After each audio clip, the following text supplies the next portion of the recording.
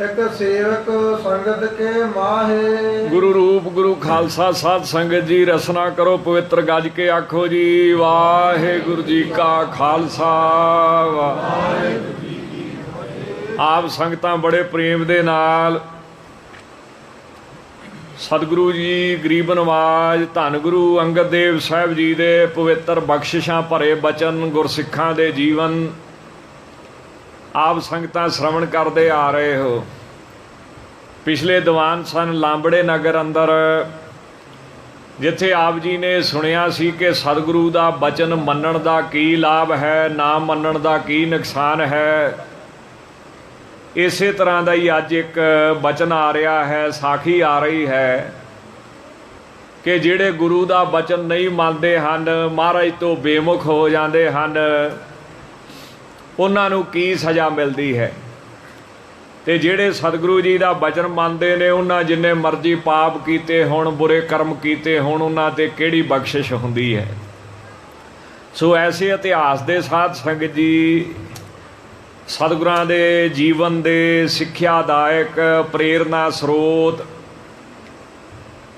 बचन बिलास साखियां अंकित कीतियां ने कवि श्रोमणी चूड़ामणि भाई संतोख सिंह जी महाराज ने।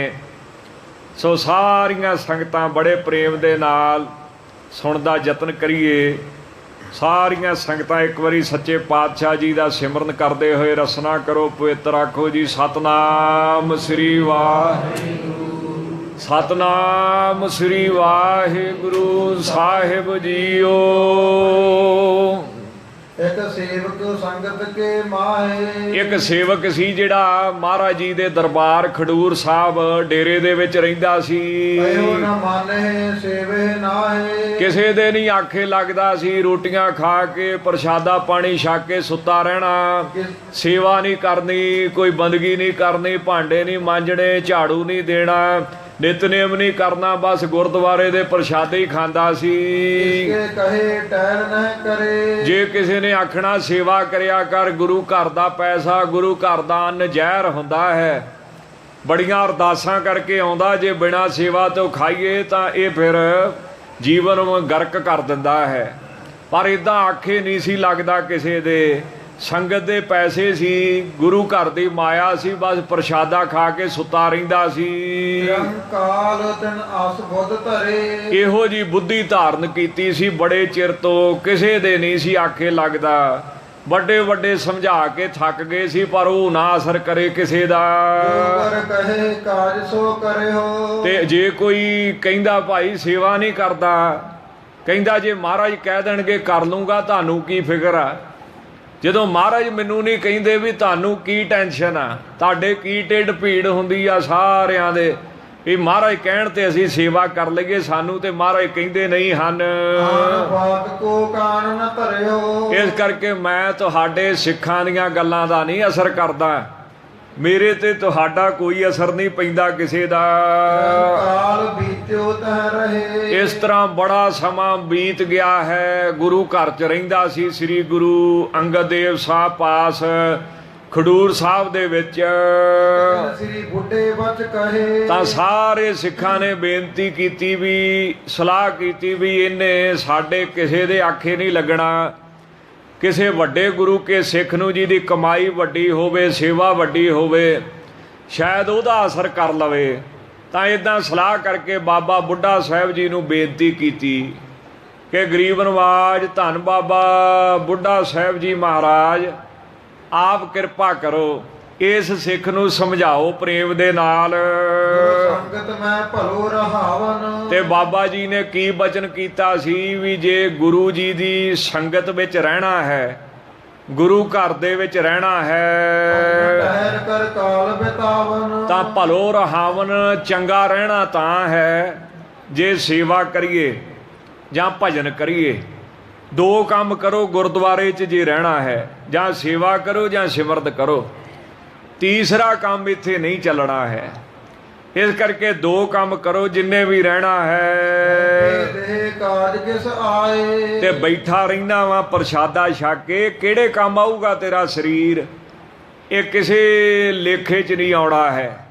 ये वैसे भी मिथ्या है शरीर, ਇਹ ਤੋਂ ਜਿੰਨਾ ਲਾਭ ਲੈ ਸਕਦੇ ਹੋ ਲੈ ਲਓ, ਨਹੀਂ ਤੇ ਹੌਲੀ ਹੌਲੀ ਇਹ ਖਤਮ ਹੁੰਦਾ ਜਾਂਦਾ ਹੈ। ਨ ਕੋਈ ਮ੍ਰਿਤ ਜਬ ਪਾਏ। ਤਾਂ ਜਦੋਂ ਇਹ ਸਰੀਰ ਮਰ ਗਿਆ ਨਾ, ਮੌਤ ਹੋ ਗਈ, ਜਾਨ ਨਿਕਲ ਗਈ, ਇਹ ਤੇਰੇ ਸਰੀਰ ਨੂੰ ਕਿਸੇ ਨੇ ਡਰਦੇ ਨੇ ਹੱਥ ਤੱਕ ਨਹੀਂ ਲਾਉਣਾ ਹੈ। ਇਸ ਕਰਕੇ ਜਿੰਨੀ ਸੇਵਾ ਕਰ ਸਕਦਾ ਆਪਣੇ ਸਰੀਰ ਦੇ ਨਾਲ ਕਰ ਲੈ। ਲਗਿਓ ਗੁਰਬਾਗ ਕਹੈ ਜਿਮ। ਤੇ ਵੇਖ ਲੋ ਏਡਾ ਨਾਸਤਕ ਬੁੱਧੀ ਵਾਲਾ ਸੀ, ਬਾਬਾ ਬੁੱਢਾ ਸਾਹਿਬ ਨੂੰ ਵੀ ਜਵਾਬ ਦੇ ਦਿੱਤਾ। ਕਹਿਣ ਲੱਗਾ ਜੀ ਗੁਰਬਾਗ ਕਹੇ ਜਿਮ, ਜਿਵੇਂ ਮਹਾਰਾਜ ਮੈਨੂੰ ਹੁਕਮ ਲਾਉਣਗੇ, ਜਿਵੇਂ ਬਚਨ ਕਰਨਗੇ, ਕਰੋ ਤਿਸ ਕਾਲ ਭਲੇ ਤਿਮ। ਤਾਂ ਮੈਂ ਉਸੇ ਤਰ੍ਹਾਂ ਟਹਿਲ ਕਰਾਂਗਾ, ਉਸੇ ਸਮੇਂ ਜਿਹੜੀ ਵੀ ਭਲੀ ਸੇਵਾ ਉਹ ਕਹਿ ਦੇਣਗੇ ਕਰ ਲਾਂਗਾ। ਇਦਾਂ ਸਾਧ ਸੰਗਤ ਜੀ, ਜਿਹੜੀ ਚੀਜ਼ ਬਿਨਾਂ ਆਖੇ ਕਰੀਓ ਪ੍ਰੀਤ ਦੀ ਨਿਸ਼ਾਨੀ, ਜਿਹੜੀ ਕਹਿ ਕੇ ਕਰਾਈ ਉਹ ਫਿਰ ਪ੍ਰੇਮ ਦੀ ਨਿਸ਼ਾਨੀ ਨਹੀਂ ਹੈ। ਬਿਨਾਂ ਕਹੇ ਤੇ ਸੇਵਾ ਕਰਨੀ ਚਾਹੀਦੀ ਹੈ। ਤਾਂ ਇਸ ਤਰ੍ਹਾਂ ਸਾਧ ਸੰਗਤ ਜੀ ਬਾਬਾ ਜੀ ਨੂੰ ਵੀ ਟਾਲ ਗਿਆ। ਅਪਰ ਕੋ ਮਾਨੋ ਨਾਹੀ। ਹੋਰ ਕਿਸੇ ਦੇ ਕਹਿੰਦਾ ਮੈਂ ਆਖੇ ਨਹੀਂ ਲੱਗਣਾ। ਨਿਚੈ ਮੇਰੇ ਮਨ ਮਾਹੀ। ਇਹ ਮੇਰੇ ਮਨ ਦਾ ਨਿਸ਼ਚਾ ਹੈ ਵੀ ਜੇ ਗੁਰੂ ਅੰਗਦ ਦੇਵ ਸਾਹਿਬ ਕਹਿਣਗੇ ਤਾਂ ਮੈਂ ਸੇਵਾ ਕਰ ਲਿਆ ਕਰਾਂਗਾ। ਕਿਸੇ ਬੀਤਾ ਤ੍ਰਿੰਕਾਲ। ਏਦਾਂ ਬੜਾ ਸਮਾਂ ਸਾਧ ਸੰਗਤ ਜੀ ਗੁਰੂ ਘਰ ਦੇ ਵਿੱਚ ਰਹਿੰਦਿਆਂ ਬੀਤ ਗਿਆ। ਬੋਲਿਓ ਸ੍ਰੀ ਗੁਰ ਨਾਲ। ਇੱਕ ਦਿਨ ਫਿਰ ਬੋਲਿਆ ਸਤਿਗੁਰੂ ਜੀ ਦੇ ਨਾਲ ਬਹੁਤ ਦਿਵਸ ਕੋ ਮੈਂ ਬਿਲਾਖੀ। ਕਿ ਗਰੀਬ ਨਵਾਜ, ਮੈਂ ਬੜੇ ਦਿਨਾਂ ਦਾ ਅਭਲਾਖਾ ਲਈ ਬੈਠਾ ਸੀ ਆਪਣੇ ਹਿਰਦੇ ਵਿੱਚ, ਤੇ ਕਛ ਸੇਵਨ ਭਾਖੀ। ਪਰ ਪਰ ਤੁਸੀਂ ਮੈਨੂੰ ਕਦੀ ਵੀ ਆਪਣੇ ਮੁਖ ਤੋਂ ਸੇਵਾ ਕਰਨ ਦਾ ਬਚਨ ਨਹੀਂ ਕੀਤਾ ਕਿ ਭਾਈ ਸਿੱਖਾ ਸੇਵਾ ਕਰਿਆ ਕਰ। ਉਹ ਬਾਗ ਤਬ ਬੇਪਰਵਾਹੇ। ਤਾਂ ਬੇਪਰਵਾਹ ਧੰਨ ਗੁਰੂ ਅੰਗਦ ਦੇਵ ਸਾਹਿਬ ਜੀ ਨੇ ਬਚਨ ਕੀਤਾ ਕਰੋ ਇਹੋ ਸੇਵਾ ਆਹੇ। ਕਿ ਭਾਈ ਸਿੱਖਾ ਅੱਗ ਬਾਲ ਕੇ ਵਿੱਚ ਜਿਉਂਦਾ ਸੜ ਕੇ ਮਰ ਜਾ, ਇਹ ਸੇਵਾ ਕਰ। ਤਬ ਗਮਨਿਓ ਬਣ ਕੇ ਮਾਹੀ। ਤਾਂ ਸੁਣ ਕੇ ਚਲੇ ਗਿਆ ਜੰਗਲ ਦੇ ਵਿੱਚ। ਕਰੀ ਕੇਰੀ ਬਟੋਰਨ ਤਾਹੀ। ਤਾਂ ਲੱਕੜਾਂ ਜਿਹੜੀਆਂ ਨੇ ਉਹ ਇਕੱਠੀਆਂ ਕਰ ਲਈਆਂ ਹਨ। ਜਗਤ ਹੇਰ ਕਰ ਡਰਿਓ। ਜਦੋਂ ਅੱਗ ਦੇ ਭਾਂਬੜ ਮੱਚੇ ਨਾ, ਫਿਰ ਕਿਹਦਾ ਜੀ ਕਰਦਾ ਹੈ? ਉਹ ਤਾਂ ਮਰੀ ਲਾਸ਼ ਵਿੱਚ ਪੈਂਦੀ, ਜਿਉਂਦਾ ਕਿਹੜਾ ਸੜਦਾ ਹੈ, ਕਿਹੜਾ ਜਾਂਦਾ ਹੈ। ਤਾਂ ਜਦੋਂ ਉਹ ਸੇਕ ਪਿਆ ਨਾ ਅੱਗ ਦਾ, ਤੇ ਫਿਰ ਜਿਹੜਾ ਮਨ ਸੀ ਉਹ ਡੋਲ ਗਿਆ, ਪੈਰ ਪਛਾਂ ਨੂੰ ਪੁੱਟਣ ਲੱਗ ਪਿਆ। ਅੱਜ ਪਰਨੈ ਟਿਕਵੋ ਕਰਿਓ। ਤਾਂ ਗੁਰੂ ਜੀ ਦੇ ਬਚਨ ਉੱਤੇ ਟਿਕਿਆ ਨਾ ਗਿਆ। ਤਸਕਰ ਚੋਰੀ ਕੋ ਮਾਲ। ਉਥੇ ਕੋਈ ਚੋਰ ਸੀ, ਚੋਰੀ ਕਰਕੇ ਆ ਰਿਹਾ ਸੀ।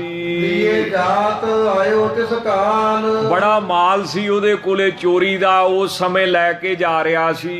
ਇੱਕ ਅਚਰਜ ਕੋ ਪੁੱਛਣ ਕਰਿਓ। ਦੇਖ ਕੇ ਹੈਰਾਨੀ ਜੀ ਵਾਲਾ ਦ੍ਰਿਸ਼ ਸਿੱਖ ਨੂੰ ਪੁੱਛਦਾ ਹੈ, ਕਿਆ ਕਰਤ ਇਹਾਂ ਤੈ ਖਰਿਓ। ਤੂੰ ਇਹ ਕੀ ਕਰਦਾ ਇੱਥੇ ਖੜਾ ਹੋ ਕੇ?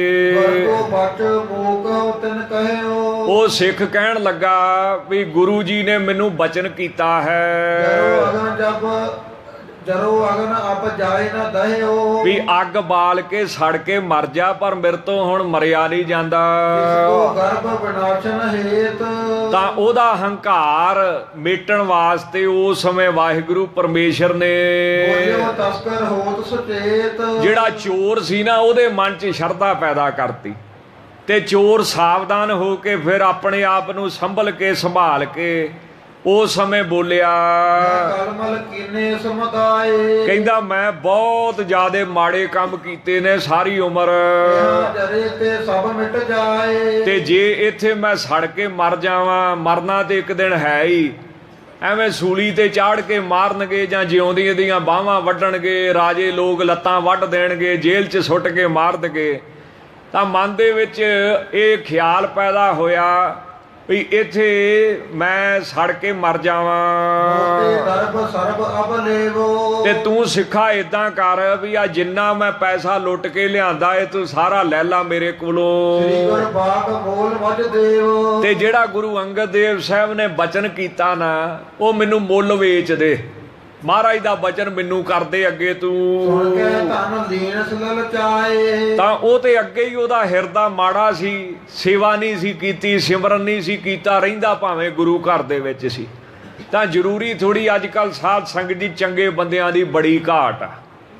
ਦੇਖੋ ਪਿੰਡਾਂ 'ਚ ਵੀ ਚੰਗੇ ਬੰਦੇ ਲੱਭਿਆਂ ਨਹੀਂ ਲੱਭਦੇ ਹਨ, ਤੇ ਘਰਾਂ ਵਿੱਚ ਵੀ ਬਹੁਤ ਘਾਟ ਹੈ। ਤੇ ਫਿਰ ਸੋਚਦੇ ਸੀ ਵੀ ਚਲੋ ਗੁਰੂ ਘਰ 'ਚ ਚੰਗੇ ਬੰਦੇ ਲੱਭਣਗੇ, ਪਰ ਕਲਯੁੱਗ ਦਾ ਇੰਨਾ ਜ਼ੋਰ ਪੈ ਗਿਆ ਵੀ ਚੰਗੇ ਬੰਦੇ ਗੁਰੂ ਘਰ 'ਚੋਂ ਵੀ ਘਟਦੇ ਜਾ ਰਹੇ ਹਨ।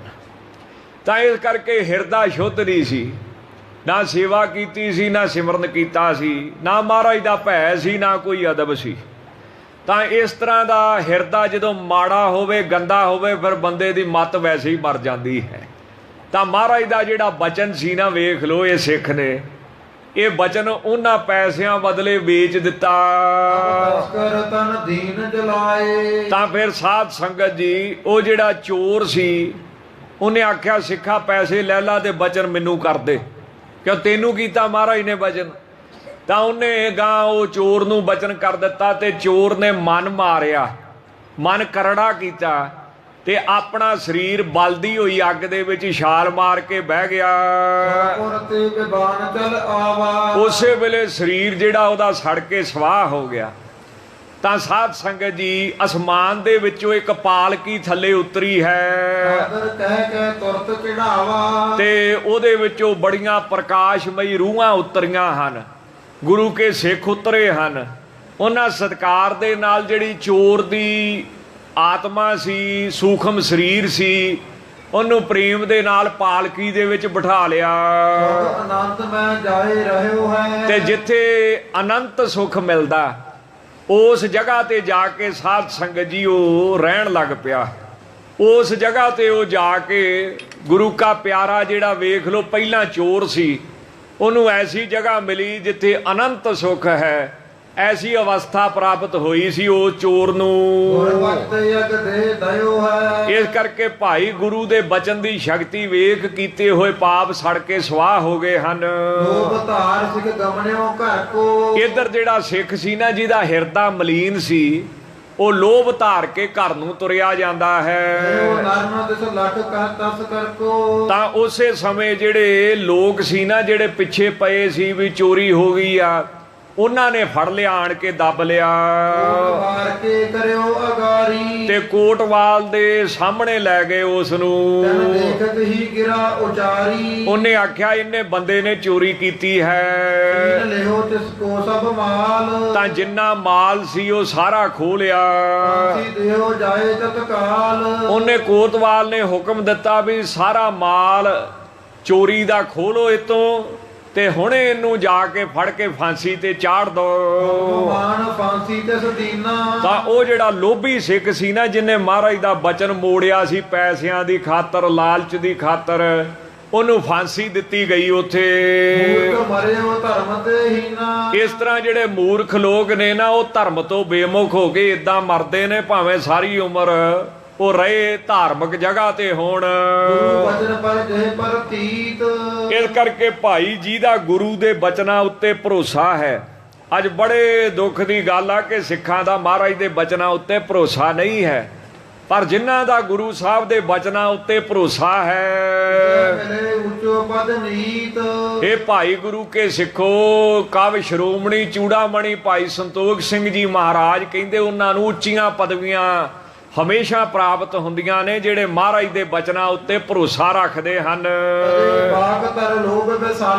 ਹੁਣ ਤੁਸੀਂ ਗੁਰੂ ਰਾਮਦਾਸ ਸਾਹਿਬ ਮਹਾਰਾਜ ਦਾ ਵੀ ਕਿਤੇ ਜੀਵਨ ਸੁਣੋ। ਜਦੋਂ ਮਹਾਰਾਜ ਨੇ ਆਖਿਆ ਸੀ ਵੀ ਚੌਂਤਰਾ ਬਣਾਓ, ਥੜਾ ਬਣਾਓ, ਗੁਰੂ ਅਮਰਦਾਸ ਸਾਹਿਬ ਨੇ, ਕਿਉਂ ਗੁਰੂ ਅਮਰਦਾਸ ਸਾਹਿਬ ਦੀ ਸੇਵਾ ਗੁਰੂ ਰਾਮਦਾਸ ਸਾਹਿਬ ਜੀ ਨੇ ਬਹੁਤ ਪ੍ਰੇਮ ਨਾਲ ਕੀਤੀ ਸੀ। ਤਾਂ ਮਹਾਰਾਜ ਦੇ ਮਨ ਦੇ ਵਿੱਚ ਆਇਆ ਸੀ ਕਿ ਇਹਨਾਂ ਦੇ ਹਿਰਦੇ ਵਿੱਚ ਸ੍ਰੀ ਗੁਰੂ ਨਾਨਕ ਦੇਵ ਸਾਹਿਬ ਦੀ ਜੋਤ ਦਾ ਪ੍ਰਕਾਸ਼ ਕਰੀਏ। ਉਹਨਾਂ ਪ੍ਰਕਾਸ਼ ਕਰ ਦਿੱਤਾ ਸੀ, ਪਰ ਜਿਹੜਾ ਪ੍ਰਕਾਸ਼ ਕਿਸੇ ਦੇ ਹਿਰਦੇ ਵਿੱਚ ਹੁੰਦਾ ਉਹ ਦੂਜਿਆਂ ਨੂੰ ਥੋੜ੍ਹੀ ਪਤਾ ਲੱਗਦਾ ਹੈ, ਤੇ ਦੂਜਿਆਂ ਨੂੰ ਵੀ ਪਤਾ ਲੱਗ ਜੇ, ਇਸ ਕਰਕੇ ਦੁਨਿਆਵੀ ਇੱਕ ਪਰਖ ਕੀਤੀ ਗਈ ਸੀ। ਤਾਂ ਉਹ ਪਰਖ ਕੀ ਕੀਤੀ ਸੀ ਵੀ ਥੜਾ ਬਣਾਓ। ਤਾਂ ਆਪਣੇ ਗੁਰੂ ਅਮਰਦਾਸ ਸਾਹਿਬ ਜੀ ਦੀ, ਗੁਰੂ ਨਾਨਕ ਦੇਵ ਸਾਹਿਬ ਤੇ ਬਹੁਤ ਸ਼ਰਧਾ ਸੀ। ਇਸ ਕਰਕੇ ਬੇਦੀਆਂ ਦੇ ਪਰਿਵਾਰ ਵਿੱਚੋਂ ਇੱਕ ਗੁਰੂ ਕਾ ਸਿੱਖ ਸੀ ਭਾਈ ਰਾਮਾ, ਉਹਦੇ ਨਾਲ ਆਪਣੀ ਲੜਕੀ ਦੀ ਸ਼ਾਦੀ ਕੀਤੀ ਸੀ, ਬੀਬੀ ਦਾਨੀ ਦੀ। ਦੂਜਾ ਸੋਢੀਆਂ ਦੇ ਪਰਿਵਾਰ ਵਿੱਚੋਂ ਸੀ ਸ੍ਰੀ ਗੁਰੂ ਰਾਮਦਾਸ ਸਾਹਿਬ, ਉਹਨਾਂ ਨਾਲ ਸ਼ਾਦੀ ਕੀਤੀ ਸੀ ਬੀਬੀ ਭਾਨੀ ਦੀ। ਤਾਂ ਉਹ ਬੇਦੀਆਂ ਵਿੱਚੋਂ ਜਿਹੜੇ ਸ੍ਰੀ ਭਾਈ ਰਾਮਾ ਜੀ ਸਨ, ਔਰ ਇੱਧਰ ਸੋਢੀਆਂ ਵਿੱਚੋਂ ਗੁਰੂ ਸ਼੍ਰੀ ਮਹਾਰਾਜ ਰਾਮਦਾਸ ਜੀ, ਤੇ ਇਹਨਾਂ ਦੀ ਪਰਖ ਕੀਤੀ ਗਈ। ਜਦੋਂ ਸਾਧ ਸੰਗਤ ਜੀ ਪਰਖ ਕੀਤੀ ਗਈ ਤਾਂ ਚਲੋ ਸਾਖੀ ਤੇ ਤੁਸੀਂ ਸੁਣੀ ਆ, ਮਹਾਰਾਜ ਨੇ ਆਖਿਆ ਵੀ ਤੁਸੀਂ ਥੜੇ ਨਹੀਂ ਪਸੰਦ ਆਏ ਢਾ ਦਿਓ, ਫੇਰ ਬਣਾ ਦਿਓ, ਫੇਰ ਢਾ ਦਿਓ, ਫੇਰ ਬਣਾ ਦਿਓ, ਫੇਰ ਢਾ ਦਿਓ। ਤਾਂ ਭਾਈ ਰਾਮਾ ਜੀ ਅੱਕ ਗਏ ਸਨ। ਤਾਂ ਸ੍ਰੀ ਗੁਰੂ ਰਾਮਦਾਸ ਸਾਹਿਬ ਨੂੰ ਤੁਹਾਡਾ ਬਚਨ ਮੰਨਣ ਦਾ ਗੱਲ ਇੰਨੀ ਕੀ ਹੈ।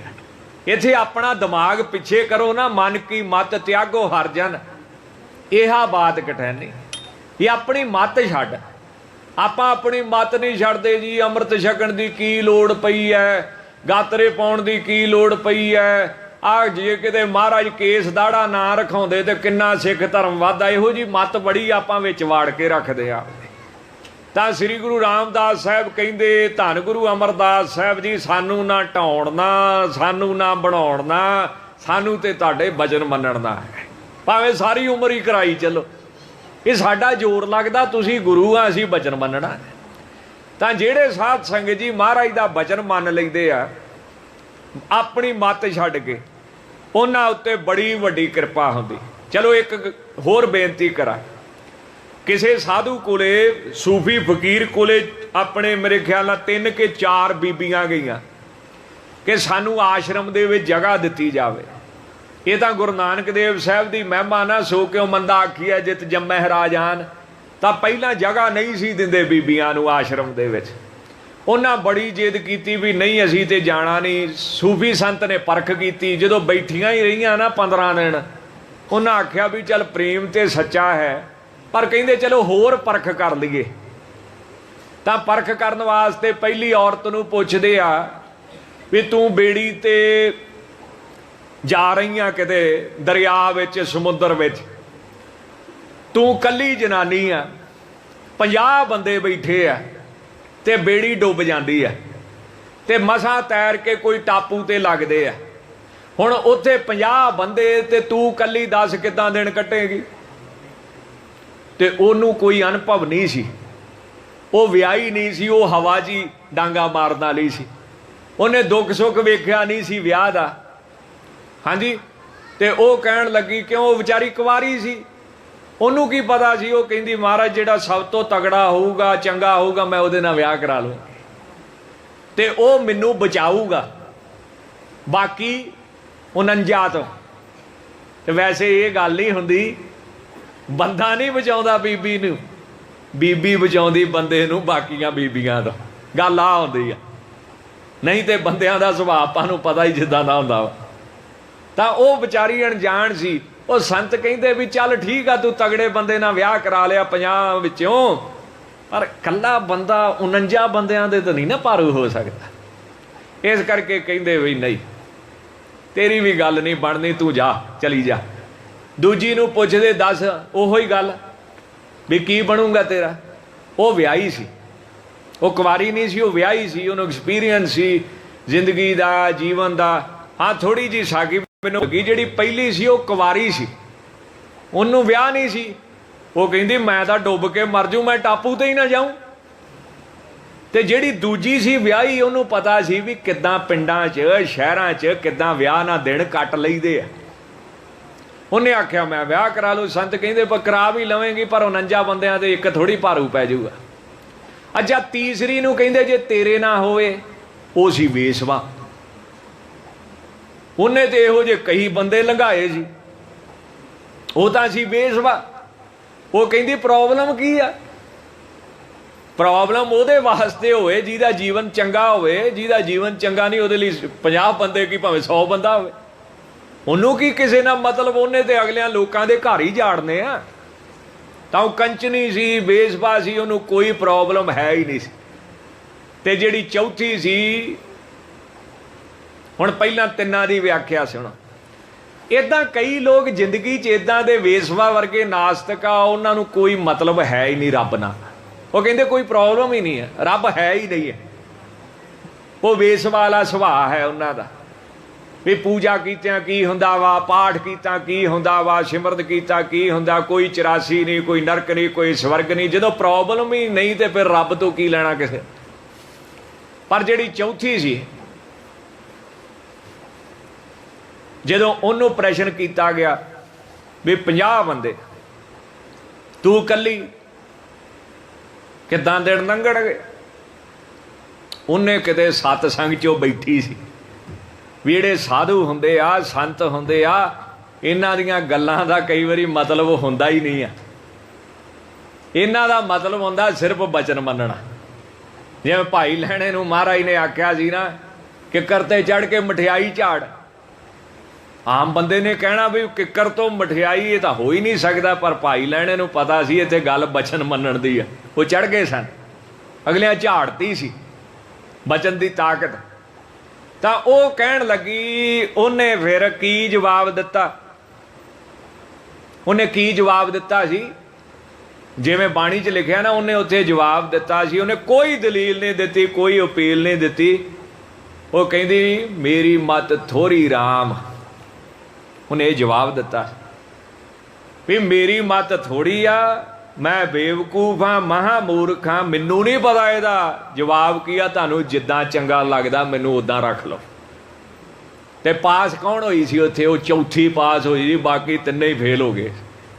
ਇਸ ਕਰਕੇ ਕਈ ਵਾਰੀ ਜਿਹੜੇ ਜ਼ਿਆਦੇ ਪੜ੍ਹੇ ਲਿਖੇ ਆਪਦੇ ਆਪ ਨੂੰ ਸਮਝਦੇ ਮਹਾ ਮੂਰਖ ਹੁੰਦੇ ਆ, ਇਹ ਫੇਲ ਹੁੰਦੇ ਇੱਥੇ ਆਣ ਕੇ ਜਿੱਥੇ ਲਿਖਿਆ ਮਨ ਕੀ ਮਤ ਤਿਆਗੋ ਹਰ ਜਨ।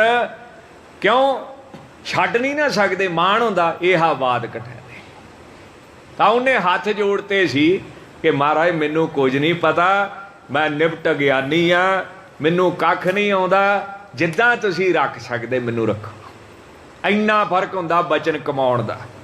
ਤਾਂ ਧੰਨ ਗੁਰੂ ਰਾਮਦਾਸ ਸਾਹਿਬ ਕਹਿੰਦੇ ਸਾਨੂੰ ਢਾਉਣਾ ਨਹੀਂ, ਸਾਨੂੰ ਬਣਾਉਣਾ ਨਹੀਂ, ਸਾਨੂੰ ਤੇ ਬਚਨ ਮੰਨਣਾ। ਅਸੀਂ ਤੇ ਉਹਦਾ ਹੁਕਮ ਮੰਨਦੇ।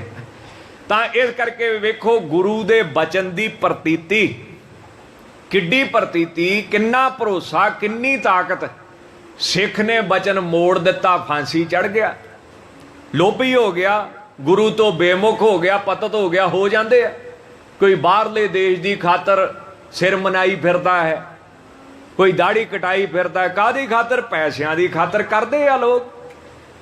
ਪਰ ਜਿਹੜੇ ਗੁਰੂ ਦਾ ਬਚਨ ਭਰੋਸੇ ਨਾਲ ਨਿਭਾ ਦਿੰਦੇ, ਉਹ ਭਾਵੇਂ ਪਾਪੀ ਹੋਣ, ਚੋਰ ਹੋਣ, ਅਕਿਰਤਕਾਰ ਹੋਣ, ਪਰ ਜੇ ਮਹਾਰਾਜ ਦਾ ਬਚਨ ਤੇ ਪਹਿਰਾ ਦੇ ਦੇ ਤੇ ਉਹਦਾ ਵੀ ਭਲਾ ਹੋ ਜਾਂਦਾ ਹੈ। ਕਿਉਂ ਸਤਿਗੁਰੂ ਕਹਿੰਦੇ ਲੇਖੈ ਕਤੈ ਨਾ ਛੂਟੀਐ, ਖਿਨ ਖਿਨ ਭੂਲਣ ਹਾਰ, ਬਖਸ਼ਣ ਹਾਰ ਬਖਸ਼ ਲੈ, ਨਾਨਕ ਪਾਰ ਉਤਾਰ। ਤਾਂ ਐਸੀ ਬਚਨ ਦੀ ਤਾਕਤ ਆ। ਇਸ ਕਰਕੇ ਗੁਰੂ ਮਹਾਰਾਜ ਦਾ ਬਚਨ ਅਰਦਾਸਾਂ ਬੇਨਤੀਆਂ ਕਰਕੇ ਮੰਨਦੇ ਰਹਿਣਾ ਚਾਹੀਦਾ ਹੈ। ਨਰਕ ਤੁਰਤ ਹੋਏ ਕਾਲਾ। ਤੇ ਉਹ ਚੋਰ ਵੇਖੋ ਜਿਹੜਾ ਸੀ, ਉਹ ਉਸ ਜਗ੍ਹਾ ਨੂੰ ਪਾ ਗਿਆ ਜਿੱਥੇ ਅਨੰਤ ਸੁੱਖ ਹੈ। ਤੇ ਉਹ ਜਿਹੜਾ ਲੋਭੀ ਤੇ ਪਤਤ ਤੇ ਬੇਈਮਾਨ ਸਿੱਖ ਸੀ, ਉਹ ਫਾਂਸੀ ਚੜ ਗਿਆ ਤੇ ਅੱਗੇ ਜਾ ਕੇ ਨਰਕਾਂ 'ਚ ਪੈ ਗਿਆ।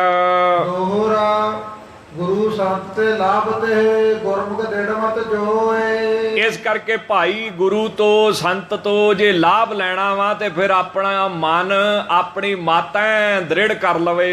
ਮਨਮੁਖ ਚੰਚਲ ਸਿੱਖ ਕੋ ਸਿੱਖੀ ਉਲਟੀ ਹੋਏ। ਦੂਸਰੇ ਬੰਨੇ ਮਨਮੁਖ ਹੋਵੇ, ਚੰਚਲ ਹੋਵੇ, ਮਨ ਪੱਕਾ ਨਹੀਂ ਕੀਤਾ, ਦ੍ਰਿੜ ਨਹੀਂ ਕੀਤਾ, ਉਹਨਾਂ ਨੂੰ ਸਿੱਖੀ ਵੀ ਉਲਟੀ ਪੈਂਦੀ ਹੈ। ਸਤਿਗੁਰ ਬਚਨ ਕੀ ਦੇਖੋ ਪੁੰਨ ਪਰਮਾਨ। ਦੇਖ ਲੋ ਪ੍ਰਤੱਖ ਸਤਿਗੁਰੂ ਦੇ ਬਚਨਾਂ ਦੀ ਮਹਿਮਾ ਨੂੰ।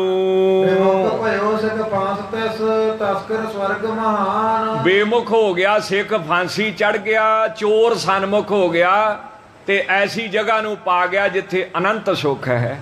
ਇੱਥੋਂ ਸਾਧ ਸੰਗਤ ਜੀ, ਧੰਨ ਗੁਰੂ ਅੰਗਦ ਦੇਵ ਸਾਹਿਬ ਨੇ ਇੰਨੇ ਬਚਨ ਕਰਕੇ ਸਿੱਖਾਂ ਨੂੰ ਨਿਹਾਲ ਕੀਤਾ ਹੈ। ਇਸ ਤੋਂ ਅੱਗੇ ਧੰਨ ਗੁਰੂ ਅਮਰਦਾਸ ਸਾਹਿਬ ਜਿਵੇਂ ਗੁਰੂ ਅੰਗਦ ਦੇਵ ਸਾਹਿਬ ਦੇ ਪਾਸ ਆਉਂਦੇ ਨੇ, ਸਾਰੀਆਂ ਸੰਗਤਾਂ ਬੜੇ ਪ੍ਰੇਮ ਦੇ ਨਾਲ ਸੁਣੋ। ਸੰਗ ਬਾਲਕਨ ਖੇਲਹੀ ਨਿਤ ਗੁਰੂ ਕਿਰਪਾਲਾ। ਧੰਨ ਗੁਰੂ ਅੰਗਦ ਦੇਵ ਸਾਹਿਬ ਦਾ ਸੁਭਾਅ ਸੀ ਕਿ ਸ਼ਾਮ ਨੂੰ ਬੱਚਿਆਂ ਦੇ ਨਾਲ ਉਹਨਾਂ ਦੀਆਂ ਖੇਡਾਂ ਦੇਖਦੇ ਹੁੰਦੇ ਸਨ। ਜਿਨ ਹੋ ਕੇ ਇੱਕ ਰਸ ਸਭ ਕਾਲਾ। ਉਹ ਐਸੇ ਕਿਰਪਾਲੂ ਸਨ, ਉਹਨਾਂ ਨੂੰ ਨਾ ਹਰਖ ਨਾ ਸ਼ੋਕ, ਇੱਕ ਰਸ ਰਹਿੰਦੇ ਸਨ। ਜਿਨ੍ਹਾਂ ਦੇ ਮਨ ਉੱਤੇ ਰੱਤੀ ਮਾਤਰ ਅਸਰ ਨਹੀਂ ਸੀ। ਜਿਵੇਂ ਮਹਾਰਾਜ ਕਹਿੰਦੇ, ਆਉਂਦੀ ਚੀਜ਼ ਦਾ ਹਰਖ ਨਹੀਂ, ਜਾਂਦੀ ਚੀਜ਼ ਦਾ ਸ਼ੋਕ ਨਹੀਂ ਕਰਨਾ, ਮੋਹ ਨਹੀਂ ਕਰਨਾ। ਐਸੀ ਅਵਸਥਾ ਦੇ ਧਾਰਨੀ ਸਨ ਧੰਨ ਗੁਰੂ ਅੰਗਦ ਦੇਵ ਸਾਹਿਬ। ਕਈ ਵਾਰੀ ਸਾਧ ਸੰਗਤ ਜੀ ਭੁਲੇਖਾ ਪੈਂਦਾ ਹੈ, ਜਿਵੇਂ ਕਿ ਕਿਸੇ ਨੂੰ ਭੁਲੇਖਾ ਪੈ ਗਿਆ ਵੀ ਬ੍ਰਹਮ ਗਿਆਨੀ ਵੀ ਖਾਂਦੇ ਪੀਂਦੇ ਸਾਡੇ ਵਾਂਗ ਹੀ ਆ, ਪ੍ਰਸ਼ਾਦਾ ਅਸੀਂ ਵੀ ਖਾਂਦੇ ਆ, ਤੇ ਅਸੀਂ ਕੀ ਘਾਟਾਂ ਉਹਨਾਂ ਤੋਂ। ਤੇ ਉਹ ਵੀ ਸੌਂਦੇ ਆ, ਅਸੀਂ ਵੀ ਸੌਂਦੇ, ਉਹ ਵੀ ਜਾਗਦੇ, ਉਹ ਵੀ ਕੰਮ ਕਰਦੇ, ਅਸੀਂ ਵੀ ਕਰਦੇ ਆ, ਉਹ ਵੀ ਕੱਪੜੇ ਪਾਉਂਦੇ, ਅਸੀਂ ਵੀ ਪਾਉਂਦੇ ਆ। ਫਿਰ ਸਾਡੇ ਨਾਲੋਂ ਘੱਟ ਕੀ ਆ? ਅਸੀਂ ਕਿਹੜੀ ਗੱਲ 'ਚ ਘੱਟ ਆ? ਆਮ ਬੰਦਾ ਕਈ ਵਾਰੀ ਸੋਚਦਾ ਹੈ। ਇੱਦਾਂ ਕੋਈ ਮਹਾਤਮਾ ਸੀ, ਉਹਨੂੰ ਕਿਸੇ ਰਾਜੇ ਨੇ ਆਖਿਆ ਵੀ ਮਹਾਤਮਾ ਜੀ ਵੀ ਤੁਸੀਂ ਸੰਤ ਬਣੇ ਫਿਰਦੇ ਆ, ਕੰਮ ਉਹੀ ਕਰਦੇ ਜੋ ਅਸੀਂ ਕਰਦੇ ਆ, ਵੀ ਤੁਸੀਂ ਲੋਕਾਂ ਤੋਂ ਪੂਜਾ ਕਰਾਓ, ਲੋਕ ਸਾਡੀ ਬਦਨਾਮੀ ਕਰਨ, ਨਿੰਦਿਆ ਕਰਨ, ਕੰਮ ਤੇ ਆਪਣੇ ਇੱਕੋ ਜਿਹੇ ਆ। ਤੇ ਫਰਕ ਕੀ ਆ? ਕਹਿੰਦੇ ਬੜਾ ਫਰਕ ਆ, ਬਹੁਤ ਵੱਡਾ ਫਰਕ ਆ। ਕਹਿੰਦਾ ਨਹੀਂ ਫਿਰ ਇਦਾਂ ਨਹੀਂ। ਕਹਿੰਦਾ ਚਲੋ ਅੱਧਾ ਰਾਜ ਸੰਤਾਂ ਨੂੰ ਦੇਤਾ। ਕਹਿੰਦਾ ਹੁਣ ਆਪਾਂ ਬਰਾਬਰ ਦੇ ਰਾਜੇ ਹੋ ਗਏ, ਜਿਹੜੇ ਕੰਮ ਮੈਂ ਕਰਦਾ ਉਹੀ ਤੁਸੀਂ ਕਰਦੇ, ਕੀ ਫਰਕ ਕੀ ਆਪਣਾ? ਕਹਿੰਦੇ ਅਜੇ ਵੀ ਬੜਾ ਫਰਕ ਆ, ਅਜੇ ਵੀ ਬਹੁਤ ਫਰਕ ਆ, ਜ਼ਮੀਨ ਅਸਮਾਨ ਦਾ ਫਰਕ। ਕਹਿੰਦਾ ਨਹੀਂ ਫਿਰ ਇਦਾਂ ਨਹੀਂ, ਜਾਂ ਕੋਈ ਦਲੀਲ ਦਿਓ ਜਾਂ ਕੋਈ ਦਿਖਾਓ, ਇਦਾਂ ਤੇ ਫਿਰ ਗੱਲ ਹੀ ਨਾ ਬਣਦੀ ਹੈ। ਸੰਤ ਕਹਿੰਦੇ ਚੱਲ ਤੂੰ ਰੱਥ ਕੱਢ। ਮਹਾਤਮਾ ਕਹਿੰਦੇ ਰੱਥ ਕੱਢ। ਕਹਿੰਦੇ ਚਲਾਉਣਾ ਉਹਨੂੰ ਸਾਰਥੀ ਨੂੰ ਲੈ ਲਓ, ਇੱਕ ਨੂੰ ਨਾਲ, ਦੋਵੇਂ ਜਾਣੇ ਰੱਥ ਤੇ ਚੜ੍ਹ ਗਏ। ਕਹਿੰਦੇ ਜਵਾਨਾਂ ਲਈ ਚੱਲ। ਜਦੋਂ 250-300 ਕਿਲੋਮੀਟਰ ਚਲੇ ਗਏ ਨਾ, ਕਈ ਦਿਨਾਂ ਬਾਅਦ, ਜੰਗਲ ਹੀ ਜੰਗਲ। ਕਹਿੰਦੇ ਰਾਜਾ ਛੱਡ ਖਹਿੜਾ, ਹੁਣ ਆਪਾਂ ਵਾਪਸ ਨਹੀਂ ਜਾਣਾ, ਰੱਬ ਦੀ ਬੰਦਗੀ ਕਰਨੀ ਆ। ਛੱਡ ਦੇ ਖਹਿੜਾ, ਆਪਾਂ ਰੱਬ ਦੀ ਬੰਦਗੀ ਕਰਨੀ, ਹੁਣ ਨਹੀਂ ਆਪਾਂ ਵਾਪਸ ਜਾਣਾ, ਆਪੇ ਚਲਾਉਣ ਰਾਜ ਰੂਜ, ਆਪਾਂ ਕਰਨਾ ਰਾਜ। ਕਹਿੰਦਾ ਨਾ ਮਹਾਰਾਜ, ਮੇਰੀ ਤੇ ਘਰ ਵਾਲੀ ਰੋ ਰੋ ਮਰ ਜੂ। ਉਹ ਮੇਰੇ ਬੱਚੇ, ਮੈਨੂੰ ਤੇ ਬੱਚਿਆਂ ਦਾ ਮੂੰਹ ਦਿਖਣ ਲੱਗ ਪਿਆ ਵਾ, ਮੈਨੂੰ ਦਰਖਤ ਥੋੜੀ ਦਿਖਦੇ, ਮੈਨੂੰ ਤੇ ਨਿਆਣਿਆਂ ਦੀ ਸ਼ਕਲ ਦਿਖਦੀ ਆ। ਕਹਿੰਦੇ ਬਸ ਆਹਾ ਹੀ ਫਰਕ ਆ ਤੇਰਾ ਤੇ ਸਾਡਾ। ਅਸੀਂ ਜਿੱਦਣ ਚਾਹੀਏ ਜਦੋਂ ਚਾਹੀਏ ਛੱਡ ਸਕਦੇ ਆ, ਪਰ ਤੁਸੀਂ ਨਹੀਂ ਛੱਡ ਸਕਦੇ। ਧੰਨ ਗੁਰੂ ਤੇਗ ਬਹਾਦਰ ਸਾਹਿਬ, ਉਹਨਾਂ ਨੂੰ ਨਹੀਂ 10ਵੇਂ ਪਾਤਸ਼ਾਹ ਦਾ ਮੂੰਹ ਦਿਖਿਆ ਜਦੋਂ ਸਿਰ ਦੇਣ ਗਏ। ਧੰਨ ਗੁਰੂ ਅਰਜਨ ਦੇਵ ਸਾਹਿਬ, ਉਹਨਾਂ ਨੂੰ ਨਹੀਂ ਮਾਤਾ ਗੰਗਾ ਦਿਖੀ, ਉਹਨਾਂ ਨੂੰ ਨਹੀਂ ਗੁਰੂ ਹਰਗੋਬਿੰਦ ਸਾਹਿਬ ਦਿਖੇ। ਇਸ ਕਰਕੇ ਐਵੇਂ ਨਾ ਭੁਲੇਖਾ ਖਾ ਜਾ ਕਰੋ ਵੀ ਗੁਰੂ ਕਿਤੇ ਮੇਰੇ ਵਰਗਾ ਹੀ ਬੰਦਾ ਵਾ, ਸੰਤ ਕਿਤੇ ਮੇਰੇ ਵਰਗੇ ਹੀ ਹੁੰਦੇ ਆ। ਇੰਨਾ ਫਰਕ ਹੁੰਦਾ। ਉਹ ਜਿਹੜੇ ਮਰਜ਼ੀ ਟਾਈਮ, ਜਿੱਥੇ ਮਰਜ਼ੀ, ਜੋ ਮਰਜ਼ੀ ਛੱਡ ਦੇਣਗੇ, ਔਰ ਆਪਾਂ ਛੱਡਾਂਗੇ ਨਹੀਂ, ਆਪਾਂ ਪਿੱਛੇ ਸੋਚਣ ਲੱਗ ਪਾਂਗੇ। ਹੁਣ ਜਦੋਂ ਅਮਰ ਸ਼ਹੀਦ ਸੰਤ ਬਾਬਾ ਜਰਨੈਲ ਸਿੰਘ ਜੀ ਨੇ ਸ਼ਹੀਦੀ ਦਿੱਤੀ, ਉਹਨਾਂ ਨੂੰ ਨਹੀਂ ਸੀ ਪਤਾ ਵੀ ਮੇਰੇ ਦੋ ਭਚੰਗੀ ਆ, ਉਹਨਾਂ ਨੂੰ ਨਹੀਂ ਸੀ ਪਤਾ ਮੇਰੀ ਘਰ ਵਾਲੀ ਆ, ਉਹਨਾਂ ਨੂੰ ਨਹੀਂ ਸੀ ਲੋੜ ਆਪਣੇ ਸਰੀਰ ਦੀ, ਦੁਨੀਆ ਦੇ ਸੁੱਖਾਂ ਦੀ। ਆਹ ਫਰਕ ਆ ਆਮ ਬੰਦੇ ਦਾ ਤੇ ਸੰਤ ਦਾ। ਉਹ ਜਦੋਂ ਚਾਹਣ, ਜਿੱਥੇ ਮਰਜ਼ੀ ਚਾਹਣ, ਛੱਡ ਦੇਣਗੇ ਸਭ ਕੁਝ। ਆਪਾਂ ਨਹੀਂ ਛੱਡ ਸਕਦੇ, ਆਪਾਂ ਨੂੰ ਤੇ ਫਿਰ ਖਿੱਚ ਪੈਣ ਲੱਗ ਪੈਂਦੀ, ਅੱਖਾਂ ਅੱਗੇ ਹਨੇਰਾ ਹੈ। ਇਸ ਕਰਕੇ ਧੰਨ ਗੁਰੂ ਅੰਗਦ ਦੇਵ ਸਾਹਿਬ ਐਸੀ ਅਵਸਥਾ ਦੇ ਮਾਲਕ ਸਨ, ਜਿਨ੍ਹਾਂ ਉੱਤੇ ਆਈ ਚੀਜ਼ ਦਾ ਅਸਰ ਨਹੀਂ ਸੀ, ਗਈ ਚੀਜ਼ ਦਾ ਵੀ ਕੋਈ ਅਸਰ ਨਹੀਂ ਸੀ ਪੈਂਦਾ। ਐਸੇ ਸੀ ਸ੍ਰੀ ਗੁਰੂ ਅੰਗਦ ਦੇਵ ਸਾਹਿਬ ਮਹਾਰਾਜ। ਉਹ ਤਾਂ ਦੀਨਾਂ ਦੇ, ਗਰੀਬਾਂ ਦੇ ਪਿਆਰੇ ਸਨ, ਔਰ ਸਾਧ ਸੰਗਤ ਜੀ ਦੁਨੀਆ ਨੂੰ ਤਾਰਨ ਵਾਸਤੇ ਜਹਾਜ਼ ਬੇੜੀ ਦੀ ਨਿਆਈ ਸਨ। ਤੇ ਉਹਨਾਂ ਬਹੁਤ ਸਿੱਖੀ ਪ੍ਰਗਟ ਕੀਤੀ ਆ ਸੰਸਾਰ ਵਿੱਚ। ਜਿਨ੍ਹਾਂ ਦੇ ਭਾਗ ਜਾਗ ਪਏ, ਉਹ ਉਹਨਾਂ ਦੇ ਚਰਨਾਂ ਦੇ ਪ੍ਰੇਮੀ ਬਣੇ ਸਨ। ਇੱਥੋਂ ਤੱਕ ਤੁਹਾਨੂੰ ਗੁਰੂ ਅੰਗਦ ਦੇਵ ਸਾਹਿਬ ਦੇ ਪਵਿੱਤਰ ਬਚਨ ਸੁਣਾਏ ਨੇ, ਜੀਵਨ ਸੁਣਾਇਆ ਹੈ। ਹੁਣ ਤੁਹਾਨੂੰ ਜਿਹੜੇ ਭੱਲਿਆਂ ਦੇ ਸ਼੍ਰੋਮਣੀ ਹੋਏ ਹਨ, ਧੰਨ ਗੁਰੂ ਅਮਰਦਾਸ ਸਾਹਿਬ ਮਹਾਰਾਜ, ਉਹਨਾਂ ਦੀ ਕਥਾ ਸੁਣਾਉਨੇ ਹਾਂ ਵੀ ਉਹ ਕਿਵੇਂ ਸਭ ਤੋਂ ਪਹਿਲੀ ਵਾਰ ਗੁਰੂ ਅੰਗਦ ਦੇਵ ਸਾਹਿਬ ਨੂੰ ਮਿਲੇ ਸਨ। ਆਏ ਸੀ, ਮਿਲੇ ਸੀ ਜਿਸ ਤਰੀਕੇ ਨਾਲ, ਤੇ ਕਿੰਨੀ ਸੇਵਾ ਕੀਤੀ ਧੰਨ ਗੁਰੂ ਅਮਰਦਾਸ ਸਾਹਿਬ ਮਹਾਰਾਜ। ਸਾਨੂੰ ਨੀਂਦ ਨਾ ਆਵੇ, ਅਸੀਂ ਗੋਲੀਆਂ ਖਾਂਦੇ ਆ, ਅਸੀਂ ਨਾ ਸੌਈਏ ਤੇ ਸਾਡਾ ਦਿਮਾਗ ਭਾਰਾ ਹੁੰਦਾ। 12 ਸਾਲ ਗੁਰੂ ਅਮਰਦਾਸ ਸਾਹਿਬ ਰਾਤ ਨਹੀਂ ਸੁੱਤੇ। ਹਾਂ, ਦਿਨੇ ਘੜੀ ਆਰਾਮ ਕਰ ਲੈਂਦੇ ਸਨ, ਦੁਪਹਿਰੇ ਕਰ ਲੈਂਦੇ ਸੀ, ਅੱਧੀ ਰਾਤ 8 ਵਜੇ 9 ਵਜੇ ਗਾਗਰ ਲੈ ਕੇ ਤੁਰ ਪੈਂਦੇ ਸੀ। ਅੰਮ੍ਰਿਤ ਵੇਲੇ 3 ਵਜੇ ਤੋਂ ਪਹਿਲਾਂ ਪਾਣੀ ਲੈ ਕੇ ਮੁੜਦੇ ਹੁੰਦੇ ਸੀ। ਇਸ਼ਨਾਨ ਕਰਾਉਂਦੇ ਸੀ। ਫਿਰ ਉਹ ਅੰਮ੍ਰਿਤ ਵੇਲਾ ਹੋ ਜਾਂਦਾ ਸੀ, ਸੌਂ ਨਹੀਂ ਨਾ ਸਕਦੇ, ਫਿਰ 84 ਪਾਠ ਜਪਜੀ ਸਾਹਿਬ ਦੇ ਕਰਦੇ ਸਨ। ਦੁਪਹਿਰੇ ਘੜੀ ਉਹ ਆਪਣਾ ਲੱਕ ਸਿੱਧਾ ਕਰ ਲੈਣ ਜਾਂ ਕੰਧ ਦੇ ਨਾਲ ਲੱਗੇ ਲੱਗੇ ਨੀਂਦ ਲੈ ਲੈਣ। ਐਸੀ ਸੇਵਾ ਧੰਨ ਗੁਰੂ ਅਮਰਦਾਸ ਸਾਹਿਬ ਨੇ ਕੀਤੀ ਹੈ। ਇੰਨੀ ਸੇਵਾ ਕੀਤੀ ਮਹਾਰਾਜ ਸੱਚੇ ਪਾਤਸ਼ਾਹ ਨੇ। ਬਾਸਰ ਕੇ ਗ੍ਰਾਮ ਹੈ ਤਾਂ ਬਸੇ ਨਕੇਤਨ। ਅੰਮ੍ਰਿਤਸਰ ਸਾਹਿਬ ਜ਼ਿਲ੍ਹੇ ਵਿੱਚ ਇੱਕ ਬਾਸਰ ਕੇ ਪਿੰਡ ਹੈ, ਉੱਥੇ ਮਹਾਰਾਜ ਦਾ ਘਰ ਸੀ। ਜੋ ਛਤਰੀ ਭਾਗ ਵੱਡ ਨਿਸ ਦਿਨ ਪ੍ਰਭ ਚੇਤਨ। ਤਾਂ ਭਾਈ ਤੇਜਭਾਨ ਜੀ ਉਹਨਾਂ ਦੇ ਪਿਤਾ ਜੀ ਸਨ, ਜਿਹੜੇ ਸਾਧ ਸੰਗਤ ਜੀ ਵੱਡੇ ਭਾਗਾਂ ਵਾਲੇ ਸੀ। ਰਾਤ ਦਿਨ ਪਰਮੇਸ਼ਰ ਨੂੰ ਚੇਤੇ ਕਰਦੇ ਸੀ। ਧੰਨ ਗੁਰੂ ਅਮਰਦਾਸ ਸਾਹਿਬ ਦੇ ਪਿਤਾ ਦਾ ਨਾਂ ਸੀ ਬਾਬਾ ਤੇਜਭਾਨ ਜੀ। ਭਲੇ ਕਰਮ ਮੈਂ ਪ੍ਰੀਤ ਔਰ ਭਲੇ ਅਨਕੁਲ ਮਾਹੀ। ਤਾਂ ਭਲੇ ਕੰਮਾਂ ਦੇ ਵਿੱਚ ਉਹਨਾਂ ਦੀ ਪ੍ਰਤੀਤੀ ਸੀ, ਪ੍ਰੀਤੀ ਸੀ। ਔਰ ਸਾਧ ਸੰਗਤ ਜੀ ਭਲਿਆਂ ਦੀ ਕੁਲ ਵੀ ਭਲੀ ਹੈ, ਜਿਸ ਕੁਲ ਨੂੰ ਭਾਗ ਲੱਗਾ ਜਿੱਥੇ ਮਹਾਰਾਜ ਆਏ ਹਨ। ਧੀਰਜ ਧਰਮ ਬਸਾਲ ਜੇ ਅਵਗੁਣ ਜਿਤ ਨਾਹੀ। ਔਰ ਸਾਧ ਸੰਗਤ ਜੀ ਐਸੇ ਸਨ ਬਾਬਾ ਤੇਜਭਾਨ ਜੀ, ਬੜੇ ਹੌਸਲੇ ਵਾਲੇ, ਕਦੀ ਕਾਹਲੇ ਨਾ ਪੈਣਾ, ਧੀਰਜ ਧਾਰੀ ਸਨ। ਧਰਮ ਤੇ ਚੱਲਣ ਵਾਲੇ ਬਹੁਤੇ ਹੀ ਸਨ। ਔਰ ਅਵਗਣ ਉਹਨਾਂ ਦੇ ਚਿੱਤ ਵਿੱਚ ਵੀ ਨਹੀਂ ਸੀ ਕਦੀ ਆਇਆ ਵੀ ਕਿਸੇ ਦਾ ਮਾੜਾ ਕਰੀਏ, ਕਿਸੇ ਦਾ ਨੁਕਸਾਨ ਕਰੀਏ, ਬੇਈਮਾਨੀ, ਝੂਠ ਉਹਨਾਂ ਦੇ ਚਿੱਤ ਵਿੱਚ ਵੀ ਨਹੀਂ ਸੀ ਆਈ। ਇਨਕੇ ਸੰਤ ਉਤਪਤ ਭਏ ਸ੍ਰੀ ਅਮਰ ਵਡੇਰੇ। ਵੇਖ ਲੋ, ਜਿਹਦੀ ਇੰਨੀ ਬੰਦਗੀ ਹੋਵੇ ਫੇਰ ਹੀ ਉਹਨਾਂ ਦੇ ਘਰ ਐਸੀਆਂ ਰੂਹਾਂ ਆਉਂਦੀਆਂ ਹਨ। ਤਾਂ ਉਹਨਾਂ ਦੇ ਘਰ ਦੇ ਵਿੱਚ ਅਵਤਾਰ ਧਾਰਨ ਕੀਤਾ ਸੀ ਧੰਨ ਗੁਰੂ ਅਮਰਦਾਸ ਸਾਹਿਬ ਜੀ, ਜਿਹੜੇ ਵੱਡੇ ਸਨ। ਭਏ ਗੁਣ ਤੀਨ ਸੁਤ ਹਰਕਤ ਪਾਹੇ ਰੇ। ਬਾਕੀ 3 ਛੋਟੇ ਵੀ ਹੋਏ ਹਨ, ਬੜੇ ਖੁਸ਼ ਰਹਿੰਦੇ ਸਨ। ਖੇਤੀ ਕ੍ਰਿਤ ਕੋ ਸੁਤ ਕਰੇ ਤੇਜੋ ਸੁਖ ਪਾਵੈ। ਤਾਂ ਇਹ ਜਿੰਨੇ ਪੁੱਤ ਸਨ ਇਹ ਸਾਰੇ ਖੇਤੀ ਕਰਦੇ ਸਨ।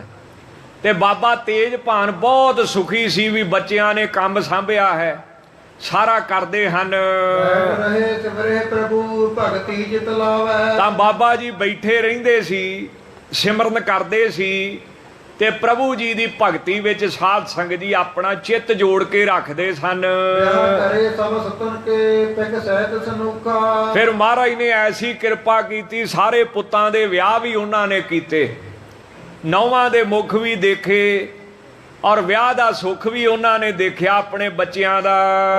ਅਦਿਕ ਪ੍ਰਮੋਦ ਹੀ ਬੜ ਭਾਗ ਅਦੁਖਾ। ਤਾਂ ਹਿਰਦੇ ਵਿੱਚ ਉਹਨਾਂ ਦੇ ਬੜਾ ਚਾਅ ਸੀ, ਬੜਾ ਆਨੰਦ ਹੁੰਦਾ ਸੀ, ਖੁਸ਼ੀ ਸੀ। ਵੱਡਿਆਂ ਭਾਗਾਂ ਵਾਲੇ ਸਨ ਔਰ ਦੋਸ਼ ਉਹਨਾਂ ਦੀ ਜ਼ਿੰਦਗੀ ਵਿੱਚ ਕੋਈ ਨਹੀਂ ਸੀ। ਐਸਾ ਜੀਵਨ ਸੀ ਮਹਾਰਾਜ ਜੀ ਦੇ ਪਿਤਾ ਜੀ ਦਾ। ਆਪੋ ਆਪਣੇ ਕਾਜ ਮੈਂ ਚਾਰੋ ਸੁਤ ਲਾਗੇ। ਤਾਂ ਆਪੋ ਆਪਣੇ ਕੰਮ ਦੇ ਵਿੱਚ ਫਿਰ ਚਾਰੇ ਉਹਨਾਂ ਦੇ ਸਾਹਿਬਜ਼ਾਦੇ ਲੱਗੇ ਸਨ। ਗਇਓ ਚਿਰ ਕਾਲ ਹੀ ਪੋਤਰੇ ਪਿਕ ਆਗੇ। ਤਾਂ ਸਾਧ ਸੰਗਤ ਜੀ ਫਿਰ ਬੜਾ ਸਮਾਂ ਬੀਤ ਗਿਆ। ਜਦੋਂ ਕਾਫੀ ਸਮਾਂ ਬੀਤ ਗਿਆ ਤਾਂ ਫਿਰ ਉਹਨਾਂ ਨੇ ਪੋਤਰਿਆਂ ਦੇ ਮੂੰਹ ਵੀ ਦੇਖੇ ਹਨ। ਅਮਰਦਾਸ ਨਿਜ ਬਾਸ ਮਹਿ ਚਿਰ ਕਾਲ ਬਤਾਵਾ। ਇਸ ਤਰ੍ਹਾਂ ਫਿਰ ਹੁਣ ਆਪਾਂ ਮਹਾਰਾਜ ਤੇ ਆਉਨੇ ਆ। ਧੰਨ ਗੁਰੂ ਅਮਰਦਾਸ ਸਾਹਿਬ ਜੀ ਆਪਣੇ ਘਰ ਵਿੱਚ ਬੜਾ ਸਮਾਂ ਬਤੀਤ ਕੀਤਾ।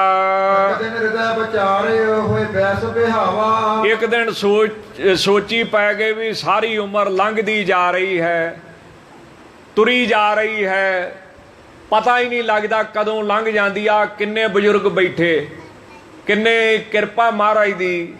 ਕਿਸੇ ਨੂੰ ਪੁੱਛੋ ਕਿੰਨੀ ਉਮਰ, ਕੋਈ ਕਹੂਗਾ 60 ਦੀ, ਕੋਈ ਕਹੂ 65 ਦੀ, ਕੋਈ ਕਹੂਗਾ 17 ਦੀ। ਤੇ ਜੇ ਮੈਂ ਪੁੱਛਾਂ ਵੀ ਕਿੰਨੇ ਚਿਰ ਚ ਲੰਘੀ, ਕਹਿਣਗੇ ਪਤਾ ਹੀ ਨਹੀਂ ਲੱਗਾ ਕਦੋਂ ਲੰਘੀ, ਅਜੇ ਕੱਲ ਦੀਆਂ ਗੱਲਾਂ। ਤਾਂ ਉਮਰ ਤਾਂ ਠੀਕ ਆ 70-80 ਸਾਲ, ਪਰ ਸੱਚੀ ਗੱਲ ਇਹ ਆ ਵੀ ਇਹ ਸਕਿੰਟਾਂ 'ਚ ਹੀ ਲੰਘਣੀ ਆ ਤੁਹਾਡੀ, ਸਕਿੰਟਾਂ 'ਚ ਹੀ। ਪਤਾ ਨਹੀਂ ਲੱਗਣਾ ਕਦੋਂ, ਤੁਸੀਂ ਕਦੀ ਸੋਚਣ ਦਾ ਟਾਈਮ ਨਹੀਂ ਦੇਣਾ ਵੀ ਤੇਰਾ ਭਲਾ ਹੋ ਜਾਵੇ, ਇੰਨੀ ਲੰਘਾ ਲਈ ਹੈ। ਤਾਂ ਇਸ ਕਰਕੇ ਉਮਰ ਲੰਘਦੀ ਜਾ ਰਹੀ ਹੈ। ਬੀਤ ਜੈ ਹੈ, ਬੀਤ ਜੈ ਹੈ, ਜਨਮ ਅਕਾਜ ਰੇ। ਨਿਸ ਦਿਨ ਤੂੰ ਸੁਣ ਕੇ ਪ੍ਰਾਣ ਸਮਝਤ ਨਹਿ ਰੇ ਅਜਾਨ। ਕਾਲ ਤੋਂ ਪਹੁੰਚਿਓ ਆਨ, ਕਹਾਂ ਜਾਏ ਭਾਗ ਰੇ ਭਾਗ ਰੇ। ਰਾਤ ਦਿਨ ਕਥਾ ਵੀ ਸੁਣਦਾ ਰਿਹਾ, ਅਰ ਅਸਰ ਨਾ ਕੀਤਾ, ਸਿਮਰਨ ਨਾ ਕੀਤਾ, ਬੰਦਗੀ ਨਹੀਂ ਕੀਤੀ। ਬੜੀਆਂ ਲੋਕਾਂ ਨੂੰ ਮੱਤਾਂ ਦਿੰਦਾ ਰਿਹਾ, ਬੜੇ ਬੜੇ ਫੈਸਲੇ ਕਰਾਉਂਦਾ ਰਿਹਾ। ਲੋਕਾਂ ਨੇ ਸਤਿਕਾਰ ਵੀ ਬੜਾ ਕੀਤਾ, ਗਲਾਂ 'ਚ ਹਾਰ ਪਾਏ, ਸਰੂਪੇ ਪਾਏ, ਪਰ ਬੰਦਗੀ ਨਾ ਕੀਤੀ ਵੱਡੇ ਸਿਆਣੇ ਨੇ। ਤਾਂ ਇਸ ਕਰਕੇ ਨਿਸ ਦਿਨ ਤੂੰ ਸੁਣ ਕੇ ਪ੍ਰਾਣ ਸਮਝਤ ਇਹ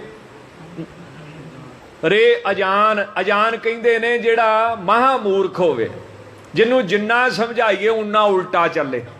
ਤਾਂ ਕਹਿੰਦੇ ਪ੍ਰਾਣਾਂ ਦੀ ਕਥਾ ਵੀ ਸੁਣੀ। ਗੁਰੂ ਗ੍ਰੰਥ ਸਾਹਿਬ 'ਚ ਮੁਸਲਮਾਨਾਂ ਦਾ ਵੀ ਜ਼ਿਕਰ ਆ, ਹਿੰਦੂ ਧਰਮ ਦਾ ਵੀ ਜ਼ਿਕਰ ਆ,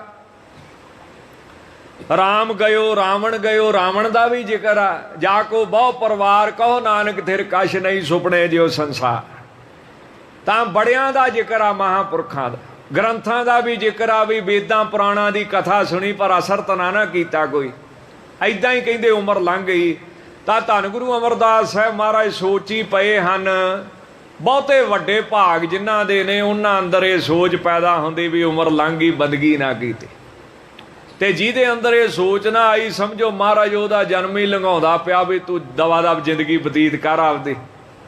ਉਹ ਸਿਰਫ ਆਪਣਾ ਇੱਥੇ ਲੇਖਾ ਦੇਣ ਹੀ ਆਇਆ, ਜਿਹਨੇ ਬੰਦਗੀ ਨਹੀਂ ਕੀਤੀ, ਜਿਹਨੇ ਭਜਨ ਨਹੀਂ ਕੀਤਾ ਹੈ। ਤਾਂ ਇਦਾਂ ਮਹਾਰਾਜ ਸੋਚਦੇ ਪਏ ਸੀ ਵੀ ਉਮਰ ਲੰਘਦੀ ਜਾ ਰਹੀ ਆ ਸਾਰੀ ਸਾਡੀ। ਕਰਤ ਬਣਜ ਫੇਰੋ ਫਿਰੇ ਧਰਮ ਸਹਿਤ ਕ੍ਰਿਤ ਠਾਨ। ਤਾਂ ਇਸ ਤਰ੍ਹਾਂ ਸਾਧ ਸੰਗ ਜੀ ਬਨਜ ਕਰਦੇ ਸਨ, ਵਪਾਰ ਕਰਦੇ ਸਨ, ਧਰਮ ਦੀ ਕਿਰਤ ਕਰਦੇ ਸਨ। ਤੇ ਅਦੋਸ਼ ਸੀ ਸਾਰੀ। ਜਿਸ ਤਰ੍ਹਾਂ ਜੀਵਕਾ ਅਦੋਸ਼ ਹੋਵੇ ਉਹਦੇ ਵਿੱਚ ਦੋਸ਼ ਨਹੀਂ ਹੋਣਾ ਚਾਹੀਦਾ। ਰੋਜੀ ਰੋਟੀ ਤੇ ਸਾਰੇ ਹੀ ਕਮਾਉਂਦੇ ਪਰ ਦੋਸ਼ ਵਾਲੀ ਆ। ਇਸ ਕਰਕੇ ਉਹਦੇ 'ਚ ਦੋਸ਼ ਨਾ ਹੋਵੇ, ਪਾਪ ਨਾ ਹੋਵੇ। ਪਤਾ ਨਹੀਂ ਹੁਣ ਮਹਾਰਾਜ ਜਾਣੇ ਵੀ ਕਈ ਵਾਰੀ ਚੇਤਾ ਵੀ ਭੁੱਲ ਜਾਂਦਾ। ਬਾਬਾ ਨੰਦ ਸਿੰਘ ਜੀ ਮਹਾਂਪੁਰਖ ਨਾਨਕਸਰ ਵਾਲੇ ਬੜੇ ਉੱਚ ਕਰਨੀ ਦੇ ਮਾਲਕ ਹੋਏ ਨੇ। ਉਹਨਾਂ ਵਰਗੀ ਬੰਦਗੀ ਤਪੱਸਿਆ ਹਾਰੀ ਸਾਰੀ ਦੇ ਵੱਸ ਦੀ ਗੱਲ ਨਹੀਂ ਕੋਈ ਕਰ ਲਵੇ। ਸ੍ਰੀ ਗੁਰੂ ਨਾਨਕ ਦੇਵ ਸਾਹਿਬ 10 ਪਾਤਸ਼ਾਹੀਆਂ ਨੂੰ ਗੁਰੂ ਗ੍ਰੰਥ ਸਾਹਿਬ 'ਚ ਉਹਨਾਂ ਪ੍ਰਤੱਖ ਵੇਖਿਆ ਕਿ ਸਾਡਾ ਬਾਬਾ ਨਾਨਕ ਹੈ। ਇਸ ਤਰ੍ਹਾਂ ਉਹਨਾਂ ਉਪਾਸਨਾ ਕੀਤੀ ਆ ਸਾਧ ਸੰਗਤ ਜੀ। ਉਹ ਬਚਨ ਕਰਦੇ ਹੁੰਦੇ ਸੀ ਵੀ 2.5% ਪਤਾ ਨਹੀਂ 1.5%, ਹੁਣ ਮਹਾਰਾਜ ਜਾਣੇ, ਚੇਤਾ ਭੁੱਲ ਗਿਆ ਮੈਨੂੰ ਵੀ ਚੰਗੀ ਤਰ੍ਹਾਂ ਨਹੀਂ ਯਾਦ। 2.5% ਤੱਕ ਮੁਨਾਫਾ ਲੈਣਾ ਕੋਈ ਪਾਪ ਨਹੀਂ ਹੈ, ਪਰ ਉਸ ਤੋਂ ਵੱਧ ਜੇ ਤੁਸੀਂ ਕਿਸੇ ਨੂੰ ਲੁੱਟਦੇ ਪਏ ਆ ਤੇ ਫਿਰ ਤੁਹਾਨੂੰ ਉਹਦਾ ਲੇਖਾ ਦੇਣਾ ਪਊਗਾ। ਤਾਂ ਮਹਾਰਾਜ ਜੀ ਐਸੀ ਕਿਰਤ ਦੇ ਧਾਰਨੀ ਸਨ ਜਿਹੜੀ ਅਦੋਸ਼, ਜਿਹਦੇ ਵਿੱਚ ਦੋਸ਼ ਨਹੀਂ ਹੋਣਾ ਚਾਹੀਦਾ ਹੈ। ਜਿਸ ਰੋਜੀ ਰੋਟੀ ਵਿੱਚ ਦੋਸ਼ ਆ ਨਾ, ਝੂਠ ਮਾਰ ਕੇ ਤੁਸੀਂ ਕਮਾਉਨੇ ਆ, ਉਹ ਹਿਰਦਾ ਸਾਫ਼ ਨਹੀਂ ਹੋਣ ਦਿੰਦੀ। ਉਹ ਮਨ ਨੂੰ ਬਾਣੀ 'ਚ ਕਦੀ ਨਹੀਂ ਲੱਗਣ ਦਊਗੀ, ਭਾਵੇਂ ਸਾਰੀ ਉਮਰ ਤੁਸੀਂ ਲੱਗੇ ਰਹੋ। ਇਸ ਕਰਕੇ ਅਦੋਸ਼ ਜਿਵੇਂ ਜੀਵਕਾ ਹੋਵੇ, ਨਿਰਬਾਹ ਹੋਵੇ, ਗੁਜ਼ਾਰਾ ਹੋਵੇ, ਐਸਾ ਉਹਨਾਂ ਦੀ ਰੋਜੀ ਰੋਟੀ ਦਾ ਪ੍ਰਬੰਧ ਸੀ। ਧੰਨ ਗੁਰੂ ਅਮਰਦਾਸ ਸਾਹਿਬ ਮਹਾਰਾਜ ਦਾ।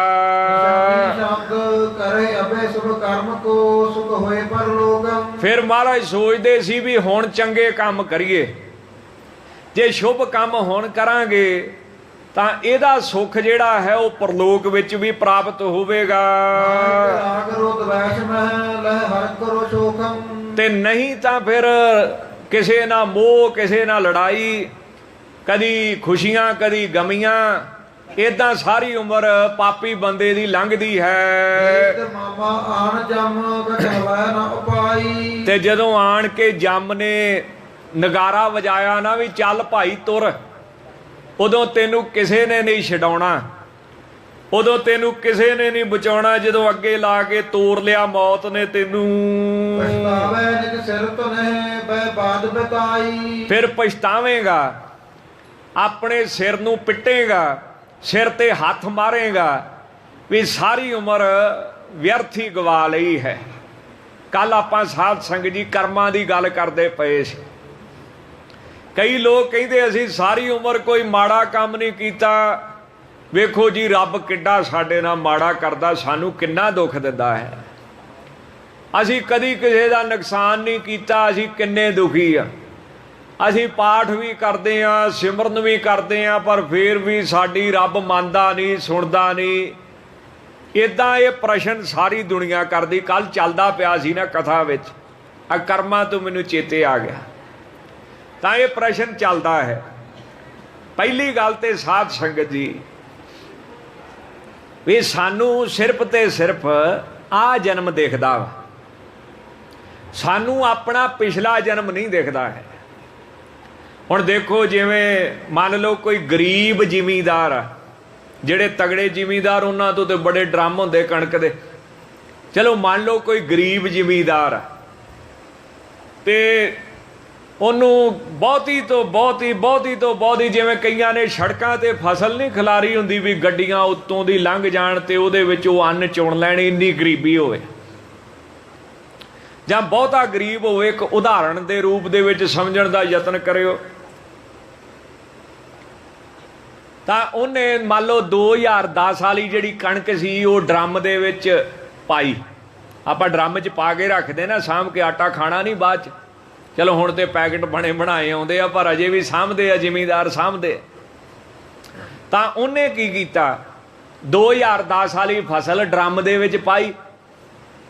ਫਿਰ ਉਹਦੇ ਬਾਅਦ 2011 ਵਾਲੀ ਫਸਲ ਉਹਨੇ ਉੱਤੇ ਪਾਈ। ਹੁਣ ਕਿਹੜਾ ਚੱਲਦਾ, 17 ਹੈ ਨਾ। ਫਿਰ 12 ਵਾਲੀ ਪਾਈ, 13 ਵਾਲੀ ਪਾਈ, ਵੈਸੇ ਇੰਨੀ ਪੈਂਦੀ ਨਹੀਂ ਹੁੰਦੀ ਪਰ ਉਦਾਹਰਣ ਸਮਝੋ। 14 ਵਾਲੀ ਪਾਈ, 15 ਵਾਲੀ, 16 ਵਾਲੀ, ਹੁਣ 17 ਵਾਲੀ। ਤੇ ਜਦੋਂ ਉਹਨੇ 17ਵਾਂ ਸਾਲ ਚੱਲਦਾ, ਤੇ ਜਦੋਂ 2017 ਵਿੱਚ ਉਹਨੇ ਕਣਕ ਖਾਣ ਵਾਸਤੇ ਕੱਢੀ ਮੰਨ ਲਓ, ਤਾਂ ਉਦੋਂ ਕਿਹੜੀ ਨਿਕਲੀ ਥੱਲਿਓ? 2010 ਵਾਲੀ ਨਿਕਲੀ ਨਾ। ਪਰ ਉਹ ਦੇਖਦੀ ਨਹੀਂ ਆ, ਦੇਖਦੀ ਕਿਹੜੀ ਆ ਵੀ ਮੈਂ ਤੇ 17 ਵਾਲੀ ਏਡੀ ਵਧੀਆ ਪਾਈ ਸੀ, ਆ ਖਰਾਬ ਜੀ ਕਿੱਥੋਂ ਨਿਕਲ ਆਈ ਆ। ਇਸੇ ਤਰ੍ਹਾਂ ਸਾਨੂੰ ਇਸ ਜਨਮ ਦੀ ਫਸਲ ਦਿਖਦੀ ਆ, ਪਿਛਲੇ ਜਨਮ ਦੀ ਮਾੜੀ ਫਸਲ ਬੀਜੀ ਨਹੀਂ ਦਿਖਦੀ। ਉਹ ਵੀ ਉੱਥੇ ਹੀ ਜਮਾ ਵਾ ਰੱਬ ਕੋਲੇ, ਉਹ ਮੁੱਕੂਗੀ ਤੇ ਇਹਦੀ ਵਾਰੀ ਆਊਗੀ। ਇਸ ਕਰਕੇ ਸੰਸਾਰ ਦੇ ਵਿੱਚ ਜਦੋਂ ਆਪਾਂ ਕਹਿੰਦੇ ਨਾ, ਹੁਣ ਜਦੋਂ ਉਹ ਜ਼ਿਮੀਂਦਾਰ ਨੇ ਆਖਿਆ ਵੀ ਮੈਂ ਤਾਂ ਏਡੀ ਵਧੀਆ ਫਸਲ ਕਣਕ ਏਡੀ ਵਧੀਆ ਪਾਈ ਸੀ ਤੇ ਆ ਗਲੀ ਸੜੀ ਜੀ ਕਿੱਥੋਂ ਨਿਕਲ ਆਈ, ਤੇ ਉਹ ਤਾਂ ਫਿਰ ਇੱਕ ਵਾਰੀ ਉਹਦਾ ਹਿਰਦਾ ਤੇ ਫਿਰ ਐ ਖਰਾਬ ਹੋ ਜਾਊਗਾ ਨਾ। ਉਹ ਤੇ ਕਹੂਗਾ ਬਈ ਏਡੀ ਮਾੜੀ ਗੱਲ। ਪਰ ਉਹਨੂੰ ਕਿਹੜਾ ਚੇਤੇ ਕਰਾਵੇ ਵੀ 2010 ਵਾਲੀ ਵੀ ਤੇ ਤੂੰ ਹੀ ਪਾਈ ਸੀ, ਪਹਿਲਾਂ ਉਹ ਨਿਕਲਣੀ ਆ, 17 ਵਾਲੀ ਤੇ ਬਾਅਦ ਚ ਆਉਣੀ। ਇਸੇ ਤਰ੍ਹਾਂ ਸਾਧ ਸੰਗਤ ਜੀ, ਐਸ ਜਨਮ ਦੀ ਤੁਹਾਨੂੰ ਫਸਲ ਦੇਖਦੀ ਆ, ਬੜਾ ਪਾਠ ਕਰਦਾ, ਬੜਾ ਸਿਮਰਨ ਕਰਦਾ, ਮੈਂ ਕਿਸੇ ਦਾ ਮਾੜਾ ਨਹੀਂ ਕਰਦਾ। ਜਿਹੜੇ ਪਿਛਲੀ ਫਸਲ ਬੀਜੀ ਤੂੰ, ਉਹ ਕਿੰਨੇ ਵੱਢਣੀ ਹੈ? ਐਸ ਜਨਮ ਦੀ ਬਾਤ ਦੇਖਦੀ ਪਈ ਹੈ, ਪਿਛਲੀ ਦੇਖਦੀ ਨਹੀਂ ਪਈ ਹੈ।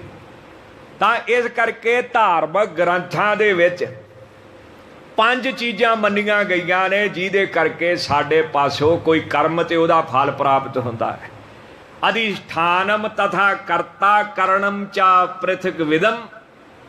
ਇੱਕ ਤਾਂ ਅਧਿਸ਼ਠਾਨ ਮੈਨੇ ਕਰਤਾ, ਇੱਕ ਕਰਨ, ਇੱਕ ਕਰਨ ਵਾਲਾ। ਚਲੋ ਸੌਖਾ ਜਿਹਾ ਸਮਝੋ। ਵਿਵਦਾਸ਼ਚ ਪ੍ਰਿਥਕ ਚੇਸ਼ਟਾ ਦੈਵਮ ਚੈਵ ਅਤਰ ਪੰਚਮਮ। 5 ਚੀਜ਼ਾਂ ਨੇ ਜਿਹੜੀਆਂ ਸਾਡੇ ਸਰੀਰ 'ਚ ਸਾਡੇ ਕੀਤੇ ਹੋਏ ਕੰਮਾਂ ਦਾ ਫਲ ਜਿਹੜਾ ਵਾ ਉਹ ਨਿਰਧਾਰਤ ਕਰਦੀਆਂ ਨੇ। 5 ਚੀਜ਼ਾਂ। ਇੱਕ ਤਾਂ ਆਪਣਾ ਸਰੀਰ, ਇੱਕ ਆਤਮਾ, ਤੀਸਰਾ ਇੰਦਰੀਆਂ, ਹੱਥ ਪੈਰ, ਨੱਕ ਕੰਨ ਅੱਖ, ਚੌਥਾ ਇਹਨਾਂ ਦੇ ਨਾਲ ਯਤਨ ਕਰਨਾ, ਹੱਥਾਂ ਨਾਲ ਕੰਮ ਕਰਨਾ। ਇਹ 4 ਚੀਜ਼ਾਂ ਤੇ 5ਵਾਂ ਕੌਣ ਬੈਠਾ ਵਾ? ਪਰਮਾਤਮਾ। ਤਾਂ ਯਤਨ, ਜਿਹਨੂੰ ਆਪਾਂ ਐਫਰਟ ਵੀ ਕਹਿ ਦਿੰਦੇ, ਪ੍ਰਯਾਸ, ਯਤਨ, ਮਿਹਨਤ, ਐਫਰਟ। ਇੱਕ ਉਹ ਕੀ ਹੁੰਦੀ ਆ, ਇਕੁਏਸ਼ਨ ਨਹੀਂ ਹੁੰਦੀ, effort is not equal to result. ਥੋੜਾ ਬਹੁਤਾ ਮੈਂ ਵੀ ਪੜ੍ਹਦਾ ਰਿਹਾ। ਮਿਹਨਤ ਫਲ ਨਹੀਂ ਦਿੰਦੀ ਸਿੱਧਾ, ਉਹਦੇ ਨਾਲ ਇਕੁਏਸ਼ਨ ਦੇ ਨਾਲ ਲਾਉਣਾ ਪਊਗਾ ਨਾ। ਮਿਹਨਤ ਦੇ ਨਾਲ ਜਿਹੜਾ ਅੰਦਰ ਰੱਬ ਬੈਠਾ ਉਹ ਵੀ ਫੈਸਲਾ ਕਰਦਾ ਹੈ। ਜੇ ਕੱਲਾ ਮਿਹਨਤ ਨਾ ਕਰੀਏ, ਕਈ ਵਾਰੀ ਤੁਸੀਂ ਦੇਖੋਗੇ, ਇਹ ਕੋਈ ਮੇਰੇ ਆਪਣੇ ਵਿਚਾਰ ਨਹੀਂ, ਏਡਾ ਦਿਮਾਗ ਨਹੀਂ ਮੈਨੂੰ ਦਿੱਤਾ, ਇਹ ਵੱਡੇ ਵੱਡੇ ਸੰਤਾਂ ਦੇ ਤੇ ਵਿਦਵਾਨਾਂ ਦੇ ਵਿਚਾਰ, ਉਹਨਾਂ ਦੇ ਮੈਂ ਤੁਹਾਨੂੰ ਸੁਣਾਉਣਾ ਪਿਆ। ਜੇ ਕੱਲੀ ਮਿਹਨਤ ਦੇਖੀਏ, ਤੁਸੀਂ ਦੇਖੋਗੇ ਇਹ 2 ਬੱਚੇ ਇਕੱਠੇ ਪੜ੍ਹਦੇ, ਇਕੱਠੇ ਪ੍ਰੈਕਟਿਸ ਕਰਦੇ ਆ। ਜਿਹੜਾ ਹੁਸ਼ਿਆਰ ਸੀ, ਬੜੇ ਨੰਬਰ ਲੈਂਦਾ ਸੀ, ਪਰ ਉਹ ਜ਼ਿੰਦਗੀ 'ਚ ਜਾ ਕੇ ਫੇਲ ਹੋ ਗਿਆ। ਸਕੂਲ 'ਚ ਉਹਦੇ ਬੜੇ ਨੰਬਰ ਸੀ। ਜਿਹੜਾ ਉਹ ਤੋਂ ਘੱਟ ਪੜ੍ਹਨ ਵਾਲਾ ਸੀ, ਉਹ ਜ਼ਿੰਦਗੀ 'ਚ ਕਾਮਯਾਬ ਆ, ਪਰ ਸਕੂਲ 'ਚ ਉਹਨੂੰ ਛਿੱਤਰ ਹੀ ਫਿਰਦਾ ਰਿਹਾ। ਤਾਂ ਐਫਰਟ ਤਾਂ ਬੜਾ ਸੀ ਉਹਦਾ, ਪਰ ਉਹਦੇ ਪਾਸ ਕਰਮ ਦੇਣ ਵਾਲਾ ਪਰਮਾਤਮਾ ਦਾ ਵਿਧਾਨ ਨਹੀਂ ਸੀ, ਇਸ ਕਰਕੇ ਉਹ ਪੜ੍ਹ ਕੇ ਵੀ ਉੱਥੇ ਨਹੀਂ ਪਹੁੰਚ ਸਕਿਆ। ਇਸ ਕਰਕੇ ਜੇ ਤੁਸੀਂ ਇਕੱਲਾ ਮਿਹਨਤ ਨਾ ਮੰਨੋ, ਮਿਹਨਤ ਦੇ ਨਾਲ ਰੱਬ ਵੀ ਚਾਹੀਦਾ ਹੈ। ਉਹਨੂੰ ਕੀ ਕਹਿੰਦੇ, ਆਪਣੇ ਸੈਂਕਸ਼ਨਿੰਗ ਕਹਿ ਦਿੰਦੇ ਨਾ, sanctioning by supreme soul, effort plus sanctioning by supreme soul is equal to result. ਮਿਹਨਤ ਵੀ ਹੋਵੇ, ਯਤਨ ਵੀ ਹੋਵੇ, ਉਹ ਤੇ ਕਰਨਾ ਪੈਣਾ ਵਾ, ਅੱਖਾਂ ਨੱਕ ਕੰਨ ਹੱਥ ਤੇ ਲਾਉਣਾ ਪੈਣਾ ਜੇ ਰੋਟੀ ਖਾਣੀ, ਤੇ ਨਾਲ ਨਾਲ ਇਹ ਵੀ ਖੁਸ਼ ਹੋਵੇ ਸੁਪਰੀਮ ਸੋਲ, ਫੇਰ ਅਸਲੀ ਫਲ ਪ੍ਰਾਪਤ ਹੁੰਦਾ। ਜੇ ਕੱਲੀ ਮਿਹਨਤ ਕਰੀਏ ਤੇ ਜਿੰਨੀ ਰਕਸ਼ੇ ਵਾਲੇ ਨੂੰ ਪੈਂਦੀ ਉਹ ਤੇ ਵਿਚਾਰਾ ਉੱਥੇ ਦਾ ਉੱਥੇ ਹੀ ਆ, ਉਨੀ ਤੇ ਤੁਹਾਨੂੰ ਪੈਂਦੀ ਨਹੀਂ। ਜਿੰਨੀ ਇੱਟਾਂ ਚੁੱਕਣ ਵਾਲੇ ਨੂੰ ਪੈਂਦੀ ਆ, ਕਿੰਨੀਆਂ ਇੱਟਾਂ ਚੁੱਕਦਾ, ਉਹਨੂੰ ਤੇ ਇੰਨੀ ਪੈਂਦੀ ਨਹੀਂ। ਇਸ ਕਰਕੇ ਸਾਧ ਸੰਗ ਜੀ ਇਹ ਵਿਧਾਨ ਮੈਨੇ ਨਾਲ ਤੁਹਾਨੂੰ ਪਿਛਲਾ ਕਰਮ ਵੀ ਦੇਖਣਾ ਪਊਗਾ। ਮਿਹਨਤ ਤੇ ਚਲੋ ਕਰਨੀ ਪੈਣੀ, ਵਿਹਲਾ ਤੇ ਬੰਦਾ ਬਹਿੰਦਾ ਹੀ ਨਹੀਂ, ਸਰੀਰ ਵਿਹਲਾ ਬਹਿ ਜਾਊਗਾ, ਮਨ ਤੇ ਬਹਿੰਦਾ ਹੀ ਨਹੀਂ। ਕਰਮ ਤੇ ਹੋ ਹੀ ਜਾਂਦਾ, ਕੁਦਰਤੀ ਹੋ ਹੀ ਜਾਂਦਾ, ਨਾ ਵੀ ਕਰੋ ਤਾਂ ਵੀ ਹੋ ਹੀ ਜਾਂਦਾ ਹੈ। ਤਾਂ ਵਿਹਲਾ ਨਾਲ ਰੱਬ ਵੀ ਚਾਹੀਦਾ ਹੈ, ਪਰਮੇਸ਼ਰ ਵੀ ਚਾਹੀਦਾ। ਹੁਣ ਇੱਥੇ ਪ੍ਰਸ਼ਨ ਪੈਦਾ ਹੁੰਦਾ ਵੀ ਫਿਰ ਪਿਛਲੇ ਕਰਮ ਉਹਨਾਂ ਦਾ ਕੀ ਕਰੀਏ? ਤੇ ਫਿਰ ਉਹਦਾ ਜੇ ਕੋ ਕਰਨਾ ਚਾਹੁੰਦੇ ਹੋ ਤੇ ਫਿਰ ਇੱਥੇ ਆਇਆ ਕਰੋ, ਨੱਕ ਰਗੜਿਆ ਕਰੋ, ਮੱਥਾ ਟੇਕ ਕੇ ਕਿਆ ਕਰੋ, ਪਿਛਲੇ ਔਗਣ ਬਖਸ਼ ਲੈ ਪ੍ਰਭ, ਆਗੇ ਮਾਰਗ ਪਾਵੇ। ਇਹ ਕਿਆ ਕਰੋ ਨਾ, ਫਿਰ ਕਿਆ ਕਰੋ ਨਾ, ਮਹਾਰਾਜ ਸੱਚੇ ਪਾਤਸ਼ਾਹ ਮਾਟੀ ਕਾ ਕਿਆ ਧੋਪੈ ਸਵਾਮੀ। ਇੱਕੋ ਇੱਕ ਗੁਰੂ ਸਾਹਿਬ ਇਦਾਂ ਦੀ ਸ਼ਕਤੀ ਆ ਜਿਹੜਾ ਪਿਛਲਾ ਸਭ ਕੱਟ ਸਕਦੇ ਆ, ਨਹੀਂ ਤੇ ਪਿਛਲਾ ਵੀ ਭੋਗਣਾ ਪੈਂਦਾ। ਪਿਛਲਾ ਜਨਮ ਐਸ ਜਨਮ ਨੂੰ ਬਣਾਉਂਦਾ ਹੈ ਜਿਹੜਾ ਸਾਨੂੰ ਦਿਖਦਾ ਨਹੀਂ। ਜਿਵੇਂ ਕਈ ਵਾਰੀ ਜ਼ਿਮੀਂਦਾਰ ਨੂੰ ਉਹ ਪੁਰਾਣੀ ਫਸਲ ਦਾ ਚੇਤਾ ਭੁੱਲ ਜਾਂਦਾ, ਉਹ ਨਵੀਂ ਦੇਖਦਾ ਪਿਆ, ਮੈਂ ਤੇ ਨਵੀਂ ਪਾਈ ਆ, ਗਲੀ ਸੜੀ ਕਿੱਥੋਂ ਨਿਕਲ ਆਈ, ਇਹ ਖਰਾਬ ਕਿੱਥੋਂ ਨਿਕਲ ਆਈ, ਬਿਮਾਰੀ ਲੱਗੀ ਕਿੱਥੋਂ ਨਿਕਲ ਆਈ। ਤਾਂ ਇੱਕੋ ਇੱਕ ਸ਼ਕਤੀ ਦੁਨੀਆ ਵਿੱਚ ਜਿਹੜੀ ਤੁਹਾਡੇ ਪਿਛਲੇ ਜਮ੍ਹਾਂ ਕੀਤੇ ਹੋਏ ਦਾਣਿਆਂ ਨੂੰ, ਫਸਲ ਨੂੰ, ਕਰਮ ਨੂੰ ਖਤਮ ਕਰ ਸਕਦੀ, ਨਹੀਂ ਤੇ ਭੋਗਣਾ ਪੈਂਦਾ ਹੈ। ਇੱਕ ਵਿਦਵਾਨ ਨੇ, ਉਹਨਾਂ ਨੇ ਗੌਡ ਦਾ ਬੜਾ ਸੋਹਣਾ ਅਰਥ ਕੀਤਾ, ਬਈ ਇਹ ਪੜ੍ਹਿਆ ਪਾਸ ਕੋਈ ਚੰਗੀ ਚੀਜ਼ ਲੱਭਦੀ ਹੈ। ਉਹ ਕਹਿੰਦੇ ਗੌਡ ਸ਼ਬਦ ਜਿਹੜਾ ਈਸਾਈਆਂ ਦਾ ਨਾ, ਉਹ ਬਣਿਆ ਲੈਤਿਨ ਭਾਸ਼ਾ ਤੋਂ, ਜਿਹਦਾ ਮਤਲਬ ਆਲ ਗੁੱਡ, ਜੋ ਹੋ ਰਿਹਾ ਹੈ, ਜੋ ਹੋ ਚੁੱਕਾ ਹੈ, ਜੋ ਵੀ ਦੁਨੀਆ ਵਿੱਚ ਆ ਸਭ ਠੀਕ ਆ ਉਹਦੇ ਭਾਣੇ 'ਚ, ਉਹਨੂੰ ਗੌਡ ਕਹਿੰਦੇ ਹਨ। ਉਹ ਕਰ ਸਕਦਾ ਹੈ। ਤਾਂ ਇਸ ਕਰਕੇ ਕਈ ਵਾਰੀ ਭੁਲੇਖਾ ਖਾ ਜਾਈਦਾ ਹੈ ਵੀ ਬਾਣੀ ਵੀ ਪੜ੍ਹੀ ਦੀ, ਮੱਥਾ ਵੀ ਟੇਕੀ ਦਾ, ਪਰ ਤੂੰ ਸਾਡਾ ਕੰਮ ਨਹੀਂ ਕਰਦਾ। ਪਰ ਹੁਣ ਉੱਥੇ ਕੀ ਕਰੀਏ ਵੀ ਉੱਥੇ ਸਾਡੇ ਕਰਮ ਵੀ ਮਾੜੇ ਖੜੇ ਪਏ। ਤਾਂ ਇਸ ਤਰ੍ਹਾਂ ਸਾਧ ਸੰਗਤ ਜੀ, ਧੰਨ ਗੁਰੂ ਅਮਰਦਾਸ ਸਾਹਿਬ ਸੋਚਦੇ ਸਨ, ਗਰੀਬ ਨਵਾਜ ਭੱਲਿਆਂ ਦੇ ਸ਼੍ਰੋਮਣੀ ਮਹਾਰਾਜ ਧੰਨ ਗੁਰੂ ਅਮਰਦਾਸ ਸਾਹਿਬ ਕਹਿੰਦੇ ਸੀ, ਜੇ ਹੁਣ ਚੰਗੇ ਕੰਮ ਨਾ ਕੀਤੇ ਤੇ ਅੱਗੇ ਕੀ ਸੁੱਖ ਭੋਗੇਗਾ ਜਾ ਕੇ। ਤਪਸਾ ਕਰੇ ਅਬ ਸਮੂਹ ਹਮਾਰਾ। ਤਾਂ ਉਹ ਪੁਰਾਣਾ ਰਿਵਾਜ ਸੀ ਉਦੋਂ, ਜਾਂ ਤੀਰਥਾਂ ਦੀ ਲੋਕ ਯਾਤਰਾ ਕਰਦੇ ਹੁੰਦੇ ਸੀ, ਜਾਂ ਤਪੱਸਿਆ ਕਰਦੇ ਹੁੰਦੇ ਸੀ, ਹੱਠ ਯੋਗ ਕਰਦੇ ਹੁੰਦੇ ਸੀ। ਤਾਂ ਮਹਾਰਾਜ ਦਾ ਸਰੀਰ ਬਹੁਤ ਬਲੀ ਸੀ, ਮਹਾਰਾਜ ਦਾ ਹੱਠ ਬਹੁਤ ਤਗੜਾ ਸੀ, ਮਨ ਬਹੁਤ ਉਹਨਾਂ ਦਾ ਤਗੜਾ ਸੀ। ਇਸ ਕਰਕੇ ਸਤਿਗੁਰੂ ਦੇ ਮਨ ਚ ਆਈ, ਜਾਂ ਤਪ ਕਰੀਏ ਜਾਂ ਤੀਰਥਾਂ ਦੀ ਯਾਤਰਾ ਕਰੀਏ, ਅਵਸਥਾ ਇਹ ਬਣੇ ਬਿਰਧ ਧਰਮ ਬਲਹਾਰਾ। ਤੇ ਜਵਾਨੀ ਚ ਕਰੋ ਜੋ ਕਰਨਾ ਹੈ, ਜਵਾਨੀ ਦੇ ਵਿੱਚ ਕਰੀਏ ਜੋ ਕਰਨਾ ਹੈ, ਤੇ ਬੁਢੇਪੇ ਤੇ ਫਿਰ ਕਹਾਣੀ ਖਤਮ ਹੀ ਆ ਨਾ। ਹੁਣ ਤੇ ਕਿਤਾਬ ਗਈ ਆ ਭਰ ਸਾਰੀ ਲਿਖ ਲਿਖ ਕੇ, ਤੇ ਹੁਣ ਉਹ ਥੱਲੇ ਜੇ ਜਿੱਥੇ ਫੁੱਟਨੋਟ ਲਿਖੀਦਾ ਉੱਥੇ ਥਾਂ ਜਿਹਾ ਭਾਲਦਾ ਵੀ ਇੱਥੇ ਵੀ ਪਾ ਲਾਂ, ਉੱਥੇ ਵੀ ਪਾ ਲਾਂ। ਹੁਣ ਤੇ ਭਰ ਕੇ ਲਿਖ ਲੈ ਕੇ ਹੁਣ ਕੀ ਪਾਉਣਾ ਤੂੰ। ਤਾਂ ਜੋ ਹੋ ਸਕਦਾ ਜਵਾਨੀ 'ਚ ਹੋ ਸਕਦਾ ਹੈ, ਉਹਦੇ ਬਾਅਦ ਨਹੀਂ ਹੋ ਸਕਦਾ। ਵੈਸੇ ਲੋਕ ਕਹਿੰਦੇ ਵੀ ਜਿਹੜਾ ਧਰਮ ਦਾ ਬਿਜ਼ਨਸ ਆ ਨਾ, ਖਾਓ ਪੀਓ ਐਸ਼ ਕਰੋ, ਵਿਆਹ ਕਰੋ, ਜੋ ਮਰਜ਼ੀ ਕਰੋ, ਇਹ ਕਰੋ, ਸਿਰ 'ਚ ਮੈਨੇ ਸਵਾਹ ਪਾਓ, ਆਪਦੇ ਵੀ ਤੇ ਘਰਦਿਆਂ ਦੇ ਵੀ, ਸਭ ਕੁਝ ਕਰਕੇ ਜਦੋਂ ਬੁੱਢੇ ਹੋ ਜਾਓ ਨਾ, ਰਿਟਾਇਰਮੈਂਟ ਤੋਂ ਬਾਅਦ ਫਿਰ ਧਰਮੀ ਬਣ ਜਾਓ। ਲੋਕ ਸਮਝਦੇ ਆ ਵੀ ਜਿਹੜਾ ਧਰਮ ਵਾਲਾ ਕੰਮ ਜਿਹਾ ਵਾ ਨਾ ਇਹ ਬੁੱਢੇ ਹੋਇਆਂ ਕਰੀਦਾ ਹੈ, ਪਰ ਨਹੀਂ, ਜਵਾਨੀ 'ਚ ਕਰੋ, ਅਜੇ ਆਦਤ ਪੱਕੀ ਨਹੀਂ। ਜਿੰਨੀ ਉਮਰ ਲੰਘਦੀ ਜਾਊਗੀ ਚੀਜ਼ ਇੰਨੀ ਪੱਕ ਜੂਗੀ ਨਾ, ਫਿਰ ਪੁੱਟਣੀ ਔਖੀ ਹੋ ਜਾਊਗੀ। ਤੇ ਜਵਾਨੀ 'ਚ ਨਵੀਂ ਨਵੀਂ ਆਦਤ ਪਈ ਆ ਪੁੱਠੇ ਕੰਮਾਂ ਦੀ, ਸੌਖੀ ਪੁੱਟੀ ਜਾਊਗੀ। ਦਾਗ ਬੜਾ ਸੌਖਾ ਧੁੱਪ ਜੂਗਾ ਜੇ ਇੱਕ ਵਾਰੀ ਲੱਗਾ, ਪਰ ਜੇ 100 ਵਾਰੀ ਲੱਗ ਗਿਆ ਫੇਰ ਤਾਂ ਨਹੀਂ ਮੇਰੇ ਹਿਸਾਬ ਨਾਲ ਧੁੱਪੂਗਾ। ਹਾਂ ਠੀਕ ਆ, ਮਹਾਰਾਜ ਨੇ ਦੋਵੇਂ ਬੰਨੇ ਹੌਸਲਾ ਦਿੱਤਾ, ਪਰ ਉਹਦੇ ਵਾਸਤੇ ਸਿਰੜ ਬੜਾ ਚਾਹੀਦਾ ਵਾ।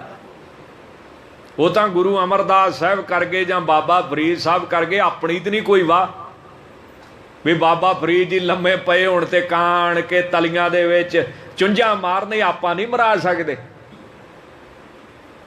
ਪਰ ਇਹ ਜੇ ਕਿਤੇ ਹੁਣੇ ਐਸ ਸਮੇਂ, ਪਰ ਲੋਕ ਸਮਝਦੇ ਆ ਵੀ ਇਹ ਬੰਦਗੀ ਸਿਮਰਨ ਇਹ ਰਿਟਾਇਰਮੈਂਟ ਤੋਂ ਬਾਅਦ ਕਰੋ, ਪਰ ਨਹੀਂ।